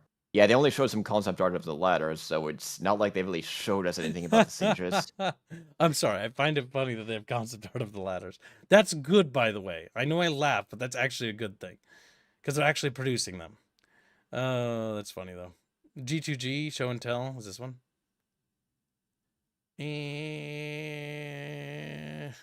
No, that's Medieval 3. That's a summary of everything. Oh, that was in there too? Yeah. And Oh, there we go. Okay. So let's take a look. I'm going to read this because we got to read this. And to answer Gregor's question, because he asked me a question directly, did you listen to Raper's advice? Yeah, already did. That is what we're doing. Okay, so to really quickly explain that real quickly, because you asked the question, and I feel bad about not fucking saying anything, and just ignoring you, because that'd be rude. Yeah, I'm redoing the entire thing, line by line, and I have Robin literally over my shoulder when I record. I'll record a line and be like, for example, next we moved on to our character pack. And then Robin's like, enunciate character pack there, more profound. Next, we moved on to our character pack, like something like that, not like quite like that, but you get what I'm saying. Like, and then it's like, Then I send it, review, it's greenlit, it's done, next line. Line by fucking line. And that is how we're doing it. And let me tell you, it's exhaustive work. It's exhaustive. It really is. But either way, let's get back to this now that I've answered that question. Warhammer Tree. Our first section was focused on game updates. Campaign AI will be getting an update in 8.1. The key change there is a mechanism that lets us adjust the campaign AI priorities depending on the current campaign length. We've used this to reduce the AI's prioritization of defending key regions as the campaign progresses, encouraging them to act more aggressively once established. This should reduce the frequency of clustered armies and allow us to investigate this behavior more easily in the future. Yeah, I can see that, because when I did play Total Warhammer 3 a little bit, like, the AI does have a tendency to cluster defensively. And rarely expands when you watch that campaign overview of, like, each turn. Like, it just kind of, like, meanders, takes a couple territories, meanders. It's like, sometimes you'll get campaigns where it doesn't feel like there's major empires forming. But I didn't think it'd have that many problems. I did see empires forming, but usually the player can outpace them pretty quickly. The Siege rework will be coming in 9.1. Since the beta, we've been working on our art assets for the Siege ladders, and revising Siege balance based on your feedback. For those who prefer ladders as they are, there will be an option to swap back to that system. That's good that they're, considering that for people who like that. I'm not sure who in the hell would want ladders to work the way they do. But there probably is. Not to diminish the people that actually like that stuff. I have a hard time grasping the concept of, because I find it so, like, silly that ladders just appear magically. But either way, the Siege rework will be coming in 9.1. Since the beta, we've been working on the art assets. Wait, I just read that. Nope, sorry, I scrolled down and I lost my place. Next, we moved on to our character pack. Okay, so that's it for the Siege stuff. I was kind of hoping for a little bit more meat there. Most of it's on the Boris and the character pack. Yeah. I mean, we'll talk about those in a second, but more content isn't the issue with Total War Warhammer. It has a lot of content and things in it. It just lacks depth. And that's the biggest issue it actually has. Now, I was kind of hoping they'd, like, expand on this by talking about how they intend to rework the Siege maps. Because I had read somewhere where they, previously in the last time we covered something like this, that there was intention to readdress all the Siege maps and settlement maps. That they were going to be all overhauled because they aren't in an acceptable state.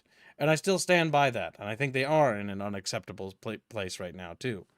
Like, some of the settlements are like, they're very, when they did have them. And the sieges are very derpy, to say the least. Some of the siege maps are genuinely terrible. Where it's just like a wall and a couple of streets. And it's like, that's just not very good. Bad Chatfish. Like, think lesser of people who like Magic Ladders. I'm not going to diminish them because they have a different view set on that. But I do think that Total War should be faithful to Total War first and foremost. It has a foundation for a reason, All right. Let's read the next thing. Next, moved on to our character pack.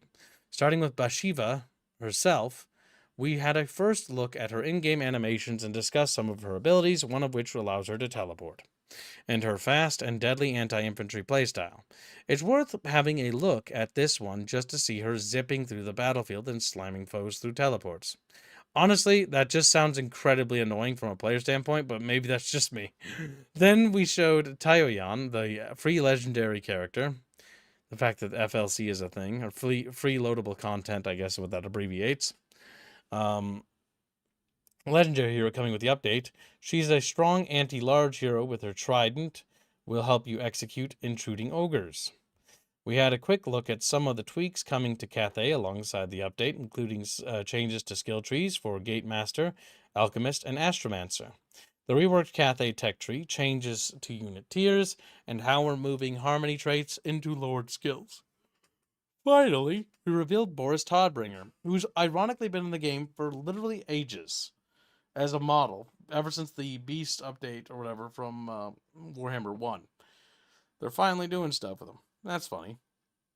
We showed his selection screen and then some battle footage before revealing Tutagen Guard and the Knights Panther, two of the units joining him.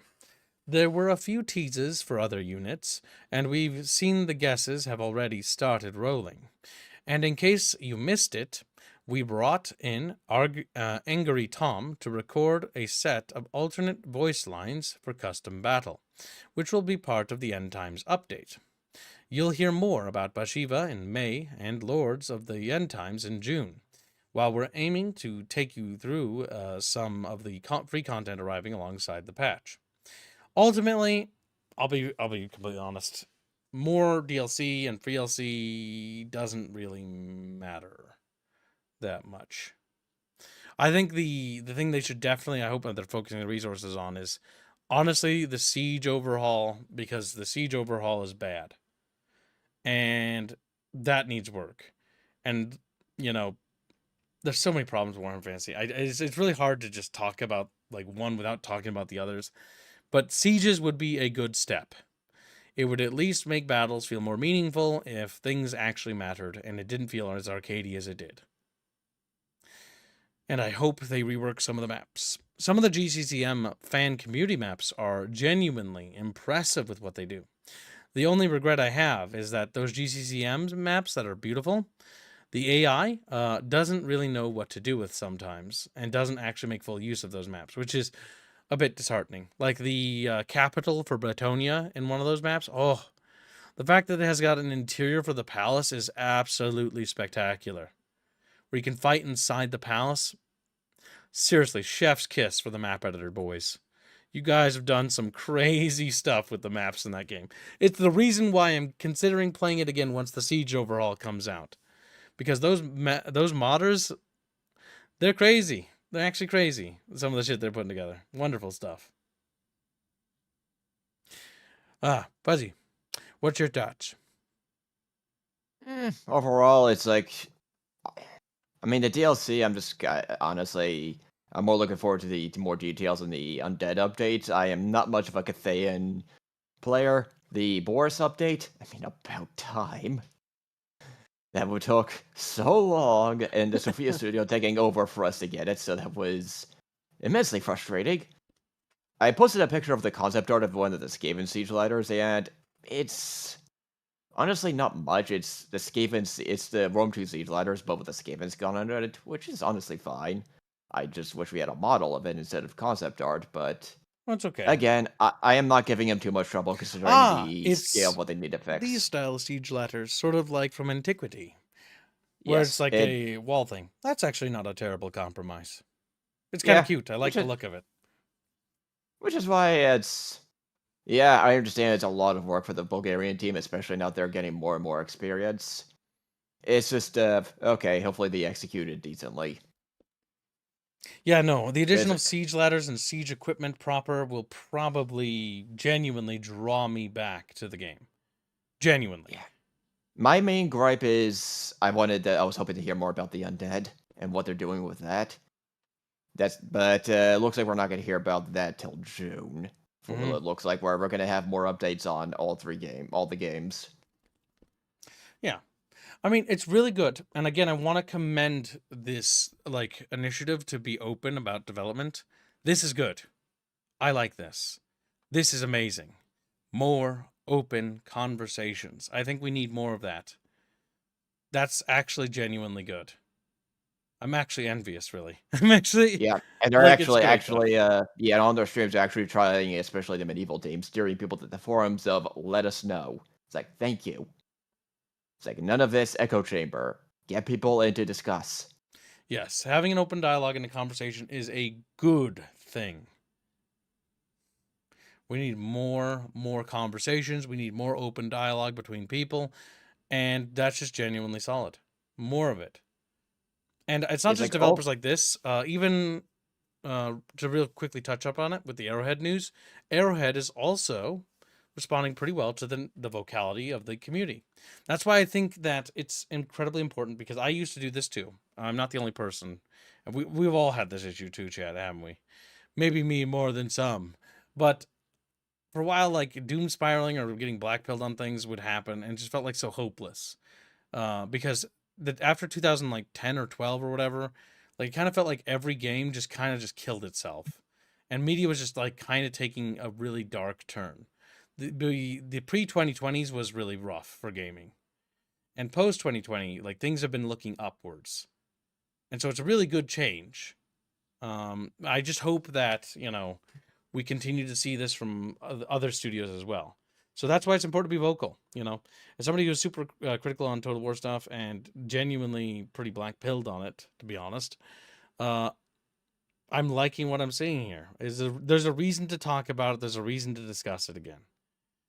And Yeah, it looks like companies are learning that, hey, these echo chambers and just lack of feedback is not helping. We have all these new tools and ways of getting feedback. We need to start using it and asking the paying customer, what do you want? And it looks like the teams that are doing that are seeing benefiting, and even if they get harsh critique, are getting positive reception overall, where I think people are starting to finally get used to the fact that, hey, we're actually being listened to. Or at least a good amount of developers are. It's actually I just wish. Basically, it's removing the middle management, right? Because one of the biggest problems we've had in the past, like you do with Rome 2, is that middle management, corporate suits have this idea that video games and gaming is some sort of elite thing where it's like, yes, you must talk to our corporate managers, HR managing thingy majiggies, and community managers to keep the public at bay, because us developers are on a golden throne and you, the player, are but a mere cog in the machine of our great apparatus. It's now finally being changed to, let's talk about making this game as good as it can be, which is what it should always have been since the beginning of time. And the fact that people are talking is great, because what it means is that we can stop just producing the same game over and over and over again and actually produce things that are new and are building on solid foundations. Adoman's been a member for 38 months as a bubble cultist. Thank you for the long-term support, and says, in the live stream, they talked about ethereal units on what it did for gameplay. They do seem to be thinking about what to do with sieges. Yes, that we is do good. know ever since we do know that ever since the Sophia team took over, and they've been laying in the back burner trying to get this new siege update working with not just ethereals but just in general, which is a mountain of work.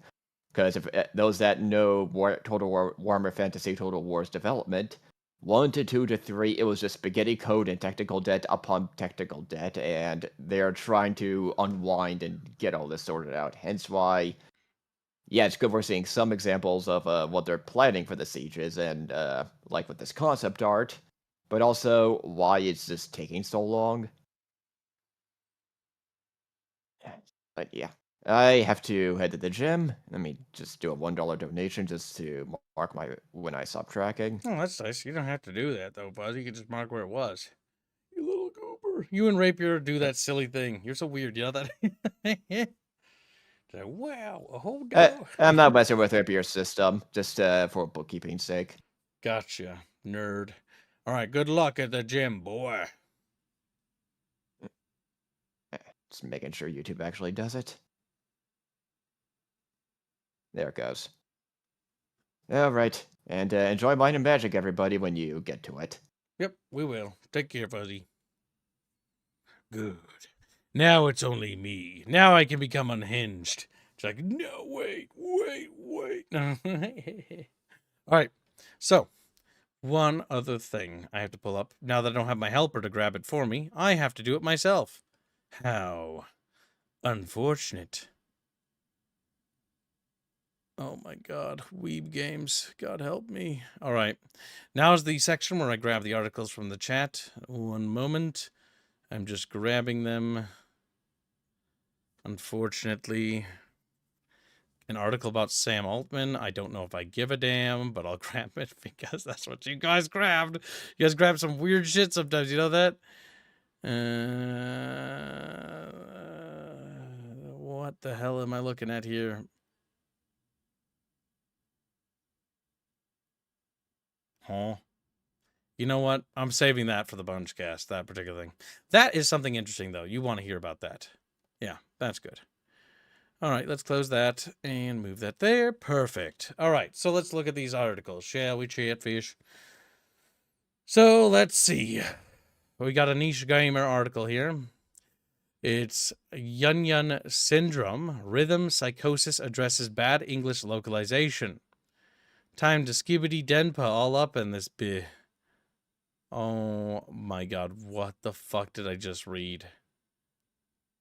Receive lots of signals and get back your dokies. Aim for 40% doki doki. What? This is some fucking brain rot shit you just sent me, and I'm just gonna gloss over it now, aren't I? Alright, let's read this shit. Publisher and developers WSS Playground, co-publisher Alliance Arts, and co-developer Who You announced an update for Gungan syndrome, something I've never fucking heard of, and rhythm psychosis to address its divisive English localization. We are aware that many players, especially those enjoying the game primarily in English, have raised concerns about the quality of the localization. The team said in a new message, "While it is difficult to review every single message in detail, I am reading as many of your comments as possible." They added, "Based on your feedback, I recognize that the English translation requires some revisions. As a first step, we are currently discussing and addressing the text shown in the images. Examples of botched localization can be found in the game, included phrases like end fascism. What the fuck? I will never be victimized under fascism again." The fuck? I'd cut my uterus out if I could, and so on. What is this fucking drivel I'm reading? What the Okay, that's incredibly retarded. It doesn't surprise me. Yes, whoever translated that needs to be blacklisted from the industry and removed. I believe in second chances when it comes to people who deserve them, but when you go and your job is to translate somebody's work so that people can understand the game you're writing, if somebody did that to my work and translated shit like that, like, I think I'd blow my fucking brains out. I'd be so livid. But yeah. I will never be victimized under fascism again. I'd cut my uterus out if I could. These are sentences I never thought I would say in my life, chat. Never be victimized under fascism again. Is there anybody even alive from that era anymore? I think there actually is still, technically. But they're like in their 80s and 90s now. God, they're mostly carcasses by now. Like, that's actually been like eons. It's almost been a century, chat. It's almost been a century since World War II.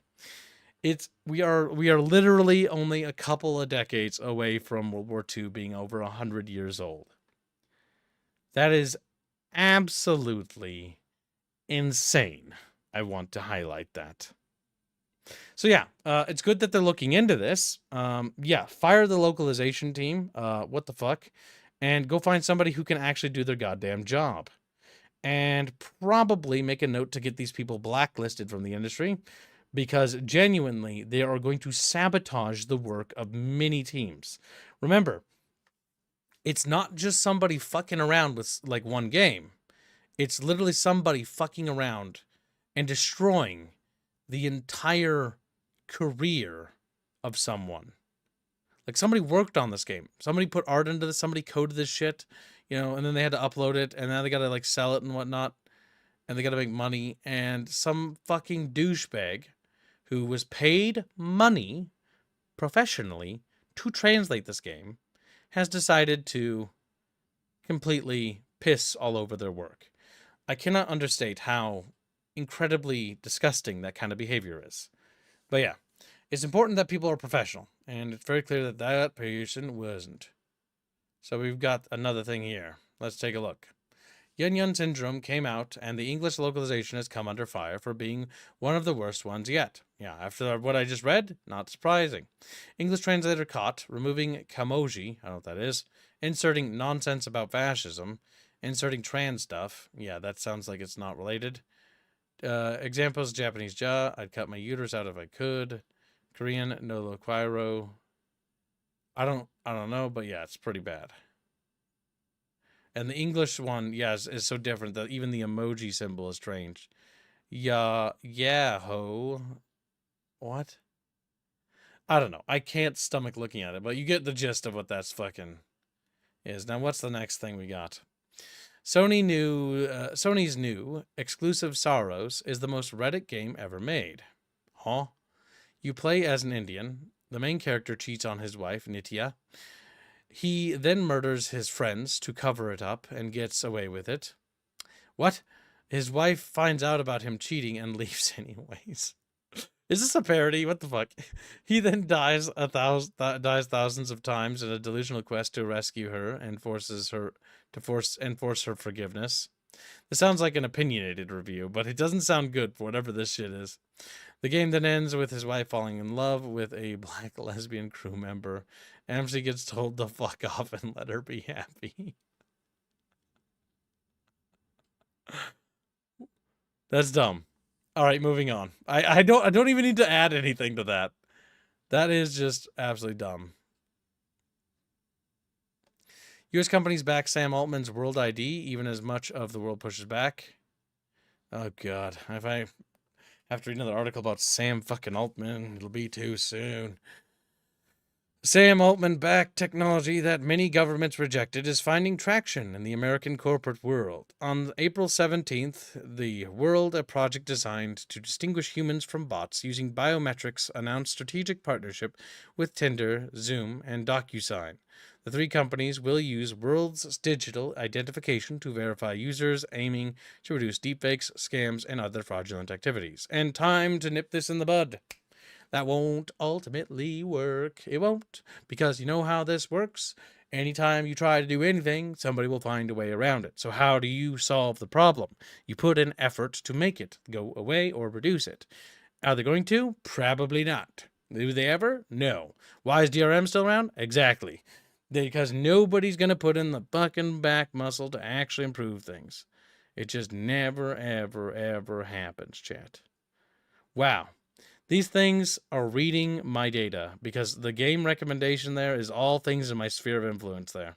That's actually kind of disturbing that it knows that. I don't know about the Northgard shit. I don't know what that is, but like all that shit, like Cossacks 2, Populous 2, Creeper World 4, they are billions. I own almost all of these games, except for that. Oh, it's gone now. Well, but that ad was more interesting than this entire article. So how are you doing? Okay. Yeah, there's nothing really to mention here. It's just another data thingy. I just don't care. It's just one of those things we're just going to have to deal with. Companies that do it are going to do it, and then people are going to find loopholes in it, and it's just going to be an endless cycle of trivial bullshit, like it always is.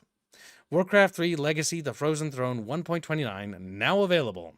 All players who own Warcraft 3 now have access to the original 1.29 client, which is before the reforged thing that was released.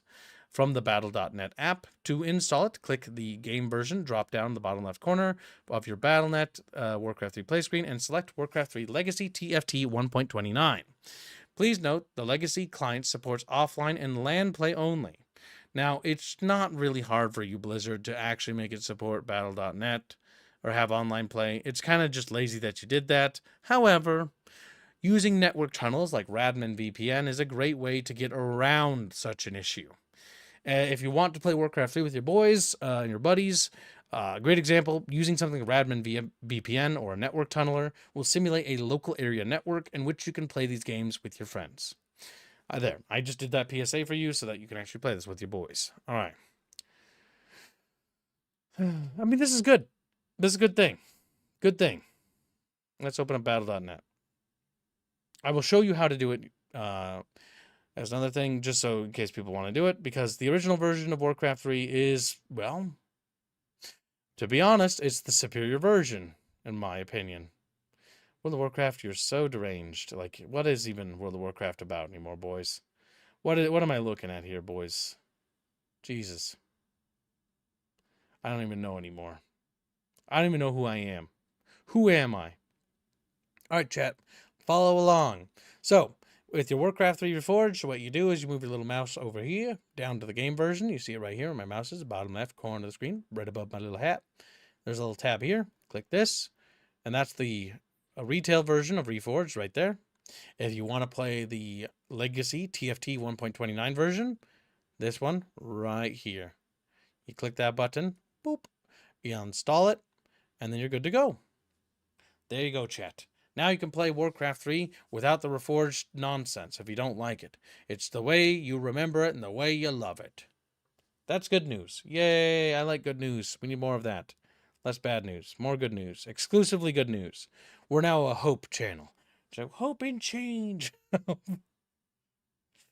World of Feelings craft? Yeah, pretty much. I don't know if I'll ever play World of Warcraft again. I don't know. It just breaks my heart every time I try. Yeah. Next article. Well, wait, is that everything? I think it is. Oh, I'll check one more time, but I think we're almost through the articles. I think we're almost there. Should I get a burrito before the next stream, chat? Chat, I'll let chat decide. Should I get a burrito? I'll let chat decide. You know, chat, you choose. Burrito, chicken, strips, things I can make quick. Burrito's not necessarily the quickest thing, though.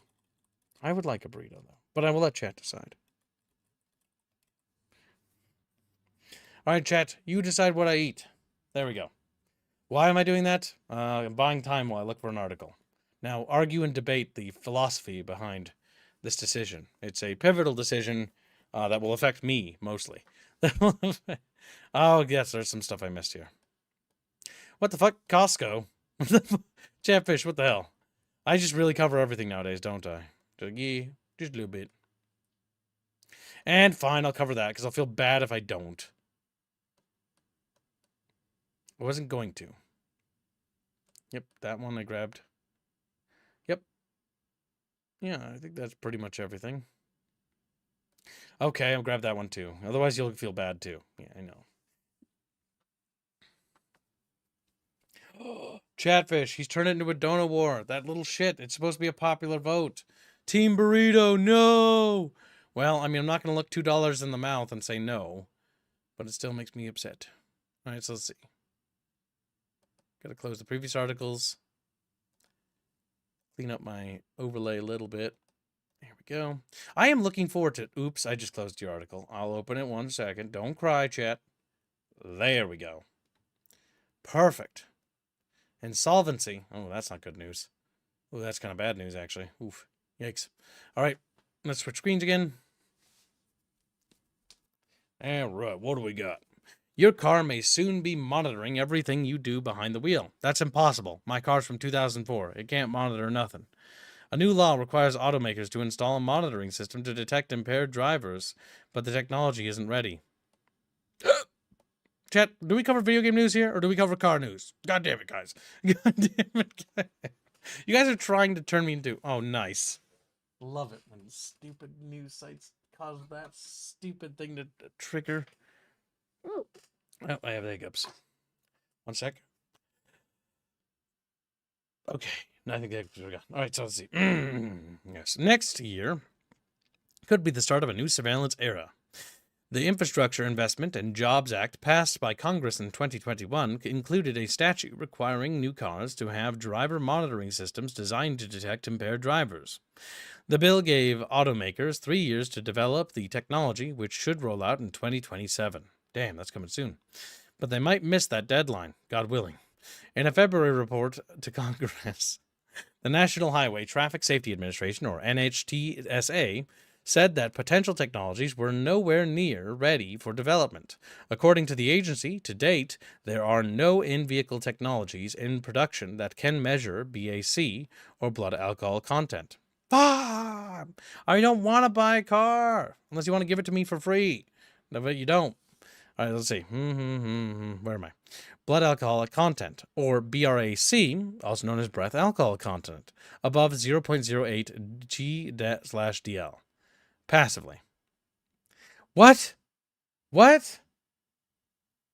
This is a news channel now? Yeah, pretty much. You guys, like, I know I have a Midwestern accent, but, like, I'm not a stereotype. You guys got to stop trying to turn me into a news anchor. What the hell?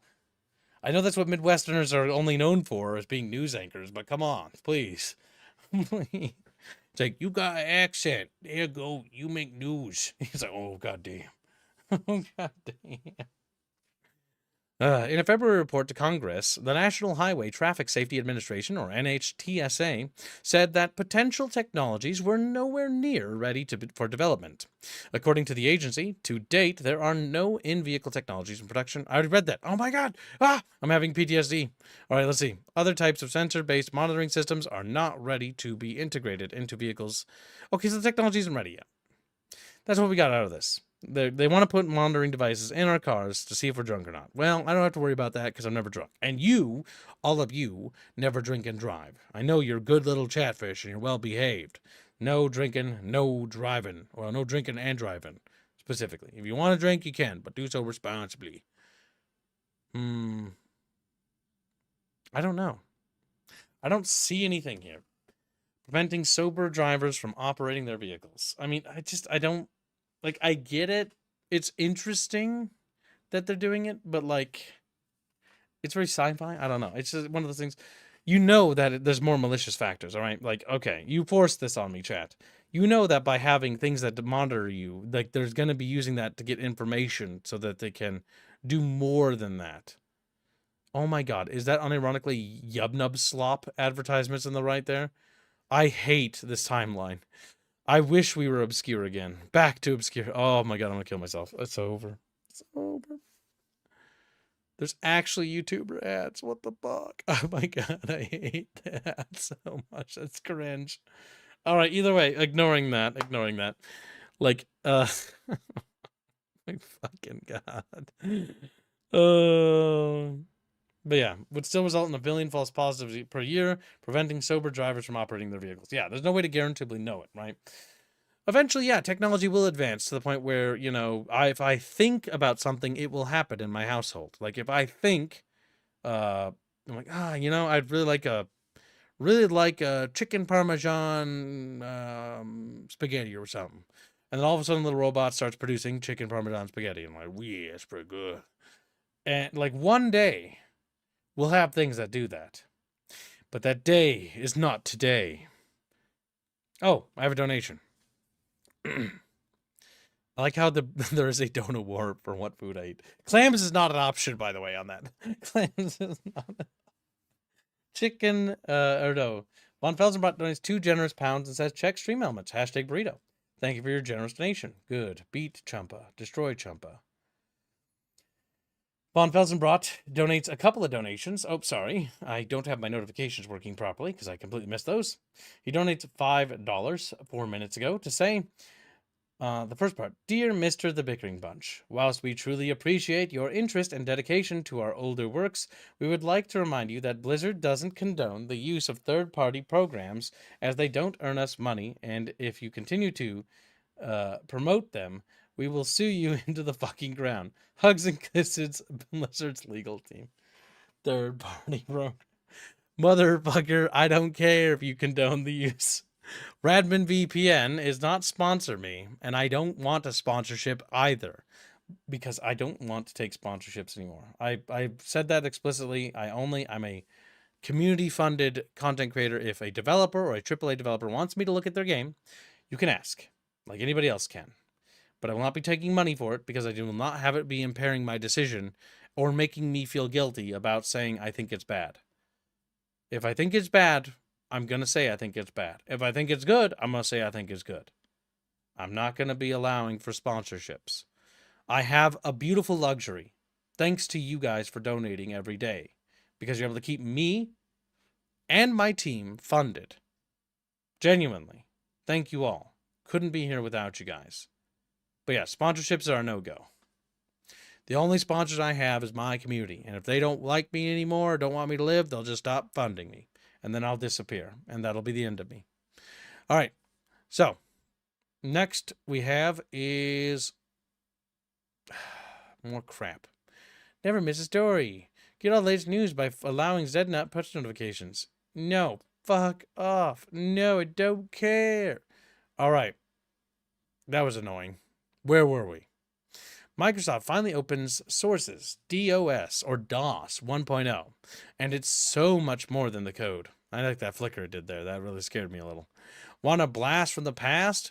Stop doing that. Stop it. Stop it. Stop doing that. Flicker. Oh my gosh, mean.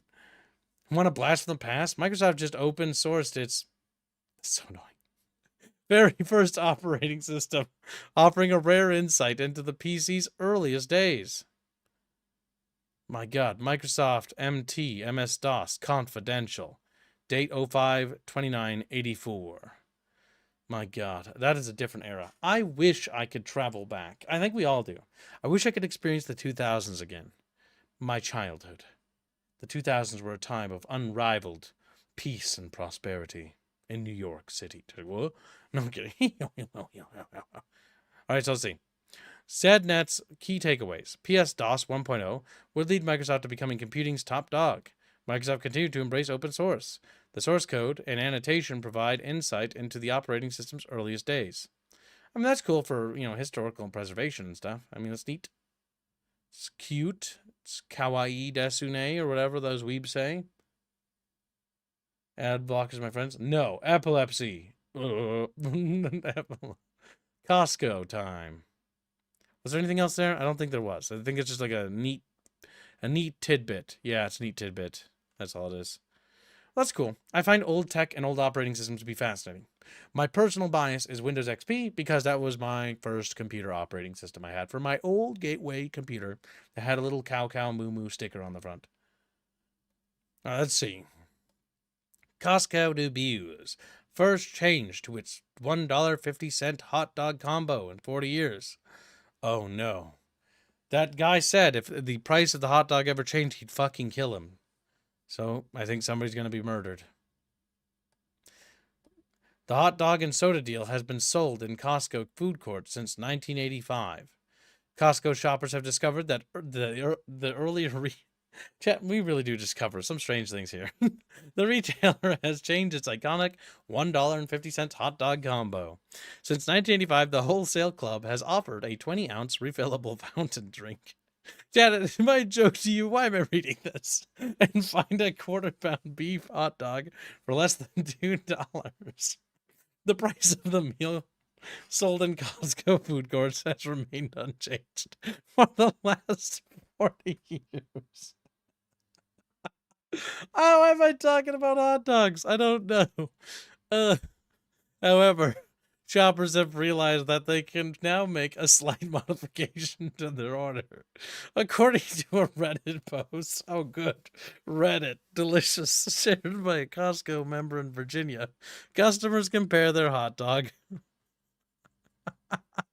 with a 16.9 ounce bottle of Kirkland's signature water instead of a soda.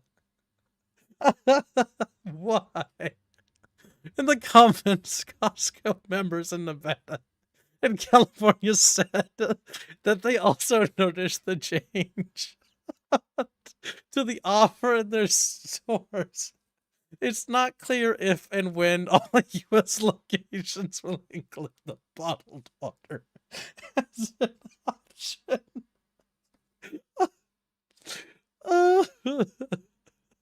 Oh my God. We'll get a bottle of water with my hot dogs.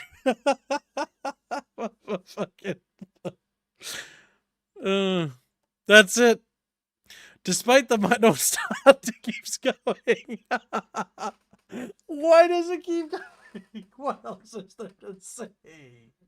Like, what could you possibly have written in your article to pad this out? Despite the minor change, Costco prides itself on keeping one thing about the combo the same, the $1.50 price during the 2024 quarterly earnings call. Costco's chief financial officer, Gary Millerchip, declared that the deal wouldn't be hit with a price hike, regardless of how the cost of living crisis impacted the food industry. As inflation has leveled off, our members are returning to purchasing more discretionary items. He said, "Oh, and to clear up some recent media speculation, I also want to confirm that the $1.50 hot dog price is safe." In 2018, Costco's former CEO, Jim Sinegal, jokingly warned his successor, Craig Jelinek, to keep the hot dog at the $1.50 price no matter what. Or I'll fucking kill you, is what he said, if I remember right. I came to Mr. Sinegal once, and I said, "Jim, we can't sell this hot dog for $1.50. We're losing our rear ends." And he said, if you raise the fucking hot dog, I will kill you. Figure it out.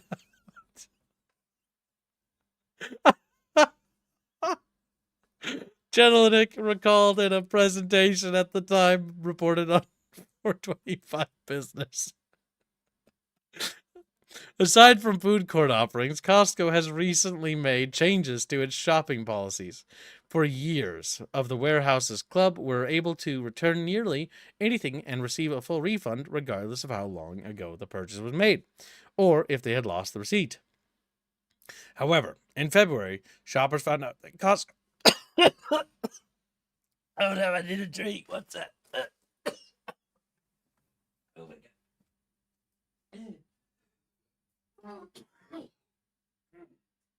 Oh.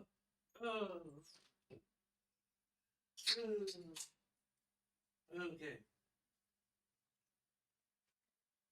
All right, I'm coming back. Oh, I was choked to death. Oh god. Oh, stupid hot dog article. All right. Some grape soda to clear that up, right? Right. Whew. Almost died reading a hot dog article. All right. That would have been bad. However, in February, shopper found Costco workers began requiring extra proof of purchase for some returns, with managers even checking to see how often customers are returning their purchases. That's more than fair. The discovery came as social media users discussed stories of customers returning Christmas trees well after the holiday season was over, and other instances of members clearly taking advantage of the 90-day return policy. Yeah, no. Rotten eggs will ruin any good policy. That's not a surprise by me, and I can probably guess the groups of people that do that, honestly. If I had to wager a guess, because there are certain people that, for whatever reason, take advantage and abuse return policy systems. I only return games if I play 2 to 3 hours. Like, sometimes on Steam, I'll try to return for like 3 hours or whatever. If it's like, okay, the game is longer than this, but like it's genuinely bad. And you guys know because I've done it on stream. And Steam gave me my money back. But I'm a loyal customer to Steam, and I will constantly use their stuff for pretty much all new releases for things. The only time I use GOG is I buy GOG for older games whenever they get old games, because I use my Good Old Games account for old video games, and I use Steam for modern retail ones. Granted, a lot of my games in my Steam library are now old, but you know, that's because I too am a dinosaur. But yeah. Either way, it's one of those cases where this is a good thing, honestly. It's a good and funny story, but like, yeah, keeping the Costco dog at $1.50 is one of those things where it's like, yeah, if we could actually maintain the cost of things and prevent inflation from being as bad as it really is, that would actually probably help things in general, making money have more value. Now, the reason why they're able to do that, by the way, is mostly due to the fact that Costco set up an entire production line for that hot dog. Where the buns come from, where the hot doges come from, they literally have a whole hot dog factory, pretty much, to produce those, to keep that as cheap as they are. Costco had to set up a production line for that, because they needed to in order to justify keeping the prices as low as they could. Now, I imagine that they're still, like, not able to quite, I don't know. Things might be different. But they're basically, I think they sell them almost at the cost of production. Like, they're generating, I think, a profit, but it's not a huge profit off of that thing. But it's good. It's actually nice to see that they're actually one of the companies that are consistent in doing that. And it's actually a fun story. Oh, well, there goes my headphones. They just turned off. Let me just plug them in. Guess they ran out of battery. Not that there was any audio, but if a guest comes in here and tries to talk to me, I won't be able to hear them. Okay, headphones are back. There we go. But yeah, that's interesting. It's funny. It's a bit of a breakup from the other silly articles. Now for a silly one. Chinese GPU maker Lishuan. Oh, I gotta kill myself. You know, I'm just gonna read what Chatfish said before reading this silly article, because I can already tell you what it's gonna be about almost, just from looking at it. So let's see what Chatfish said. We must call on our Galactic Union parade. Whoa. Kibbs almost died choking on a Doge. No, I am not eating a hot Doge right now. It's the usual people, says Master. Mad Mouse says, Some games now waste your time with tutorials, so it cannot be refunded in time. Yep. And if you usually state the reasons for that in the Steam refund thing, they'll actually give you your money back. Because there was a game that did that. Masters of Albion was one such game. It's not good. Masters of Albion has all the hallmarks that pretty much all Peter Molyneux games have. Wide, very wide, but no depth. And it's heartbreaking because I wanted him to go out with like some sort of magical swan song, you know? Don't think it's going to happen. But yeah. Either way, Chinese GPU maker Lishuan Tech becomes only the 4th GPU maker ever to earn Microsoft WHQL certification. LX7G100 GPU joins NVIDIA, AMD, and Intel as it crosses the WHQL driver finish line. First Chinese firm to earn certification. I'm sure there's nothing nasty on that thing. WHQL certification could help put Lishuan Tech's 6 nanometer GPUs on the map. NVIDIA, AMD, and Intel make some of the biggest tech... Okay, I already see where this is going. This is mostly tech jargon. But yeah, so basically, Lishuan breaking into the tech market sector is bad because, well, it's not necessarily bad. Maybe the competition will actually be good. In fact, actually, it could arguably be good for us. For a couple of reasons, actually. Hopefully, this forces NVIDIA and AMD to recognize their mistakes with the AI tech bubble. As we all know, the AI tech bubble is currently bursting, and things are kind of going backwards for that. And we're going to see the fallout of that probably for over the duration, of this year and next year. And hopefully, we'll see prices of things come back down as hopefully AMD and NVIDIA realize that, hey, maybe we should just produce our stuff for the consumer market, because this idea that we're going to be chasing this exclusive market that the government's going to get us, government money is not really going to be as much as we were hoping. We'll have to wait and see when it comes to that on how that's going to pan out, but ideally I would like that to fall apart. Purely because it's actually negatively impacting all of us and making it hard to get GPUs, hard to get RAM. And to be honest, I kind of would like the PC gaming market to be something that everybody can get on into. It would be the ideal outcome. But yeah. Next article. 4 of Nacon Studios have now filed for insolvency. Ah, it's these guys. Okay. The Spider devs, right? After French publisher Nacon filed for insolvency last month, and after the reports of its Cyanide Spiders and Kyloton studios being placed under receivership just yesterday, we've now learned that those same 3 studios and Nacon Tech, a motion picture capture company within Nacon, have also filed for insolvency. God fucking damn it, Chad. I swear to God, that's stupid fucking... AverMedia, I hate you. Wherever you are, AverMedia, I want you to know that you putting that stupid thing where you're like, it's a movie, I gotta block... Like, dude, you do realize, like, it's not even a movie? Like, I'm gonna tell you something. I'm gonna break something to you. I can watch movies on my AverMedia thing, and it doesn't know how to stop me. You will never figure that out. You're too stupid. Okay?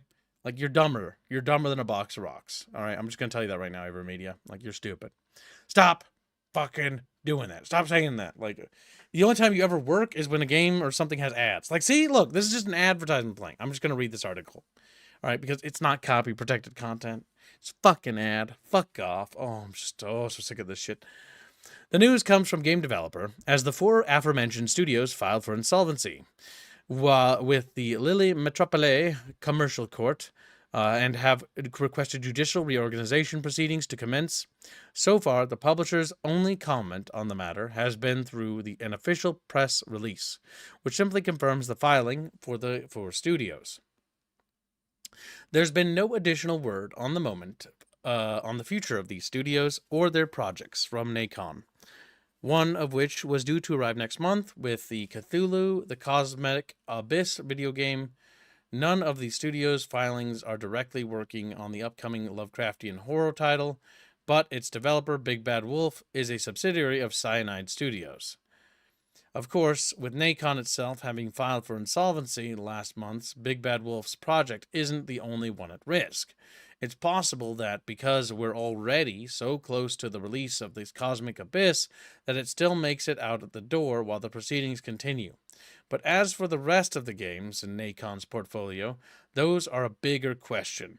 The Mound, Omen of Cthulhu, is one project that may be able to make its launch because its developer, Ace Team, is an independent studio and not another Nacon subsidiary. Theoretically, the studio would just need to find another publisher, if Nacon can no longer support it, and if it cannot publish the game by itself. Yep, in that case, they should just reach out and hopefully they'll find a new publisher to help them out. Maybe they could try Hooded Horse or something. But there's no guarantees either of those options will be options. That's true. Some publishers might look at it and be like, I don't want to publish this. I don't think this will sell. Particularly because even if Nacon releases Ace Team from their agreements to find a new publisher, it may not be able to do so on such short notice, since the Mound is set to arrive on July the 15th, 2025. Or 2026. I was like, what? That's last year. Well, yeah. Okay, so let me tell you something real quickly. If they're that far along in development, the game is damn near close to being done. Presumably. So theoretically, all they need to do is actually find a publisher, and likely they will find a publisher. Likely, not guaranteeably, because the publisher is going to be like, hey, I can get a percentage of the proceeds, and I'll have to barely do anything. Because all the work is pretty much done at this point. But yeah. So let's see. As a reminder, here's a list of Nacon's core development subsidiaries. Nacon Studio Milan, Big Ant Studios, Daedalic Entertainment. That's a name that strikes a bell. Let me do some research here. Daedalic. Aren't you the publisher for that game we all played with the Chatfishies not that long ago? Barotrauma? Barotrauma.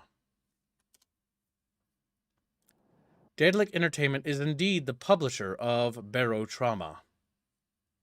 Daedalic is currently publishing upcoming titles such as Surviving Deponia, Barotrauma's expansion, Wudo, and something called Ghost Haunting, which honestly looks not that particularly interesting for us, chat. Curious, indeed. We'll have to see how that pans out. Either way, moving on. Where was I? Cyanide filed for insolvency. Midgar Studio, Race Ward Studio, Neopica, Ishtar Games, Creature Studios, Echo Software, Kyloton has filed for insolvency. Spiders also filed for insolvency. Spiders, by the way, is the guys that made what's it called, chat? It's called something. Grave Robber? No. Greedfall. That's the name. Greedfall. They're the makers of Greedfall. Now, I've never played the first Greedfall, but I played the second one. I thought it was kind of bad. People tell me that their RPGs are interesting, but no one's ever said they're good, so I don't know. But yeah, that's the one that's the big name that's going to probably be a little bit of a disappointment for some of you. So I figured to mention because I know some of you do like Greedfall, and so I figured I'd mention it. That Spiders is gone. They're going under, it looks like. But yeah.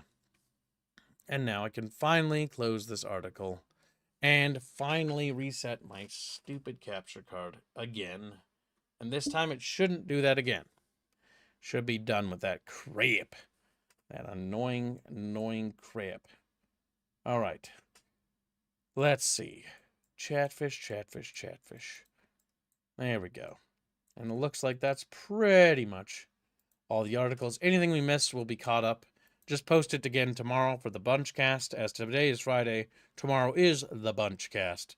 So if we missed something and we didn't get time to cover it today, that's okay. Just hold on to it and post it in the Bickering Bunch discussions on tomorrow's stream. And we shall discuss it. But yeah, thanks for your generous donations, Chatfishies. We will see you guys in the next stream, which will be Heroes of Might and Magic Olden Era. Looks like the burrito won the donor war. I didn't know it would be a donor war. I originally thought it was going to be a public vote. But hey, the public vote also supports this. A massive lead for the burrito. Team Burrito did it. We won, chat. We did it. Victory!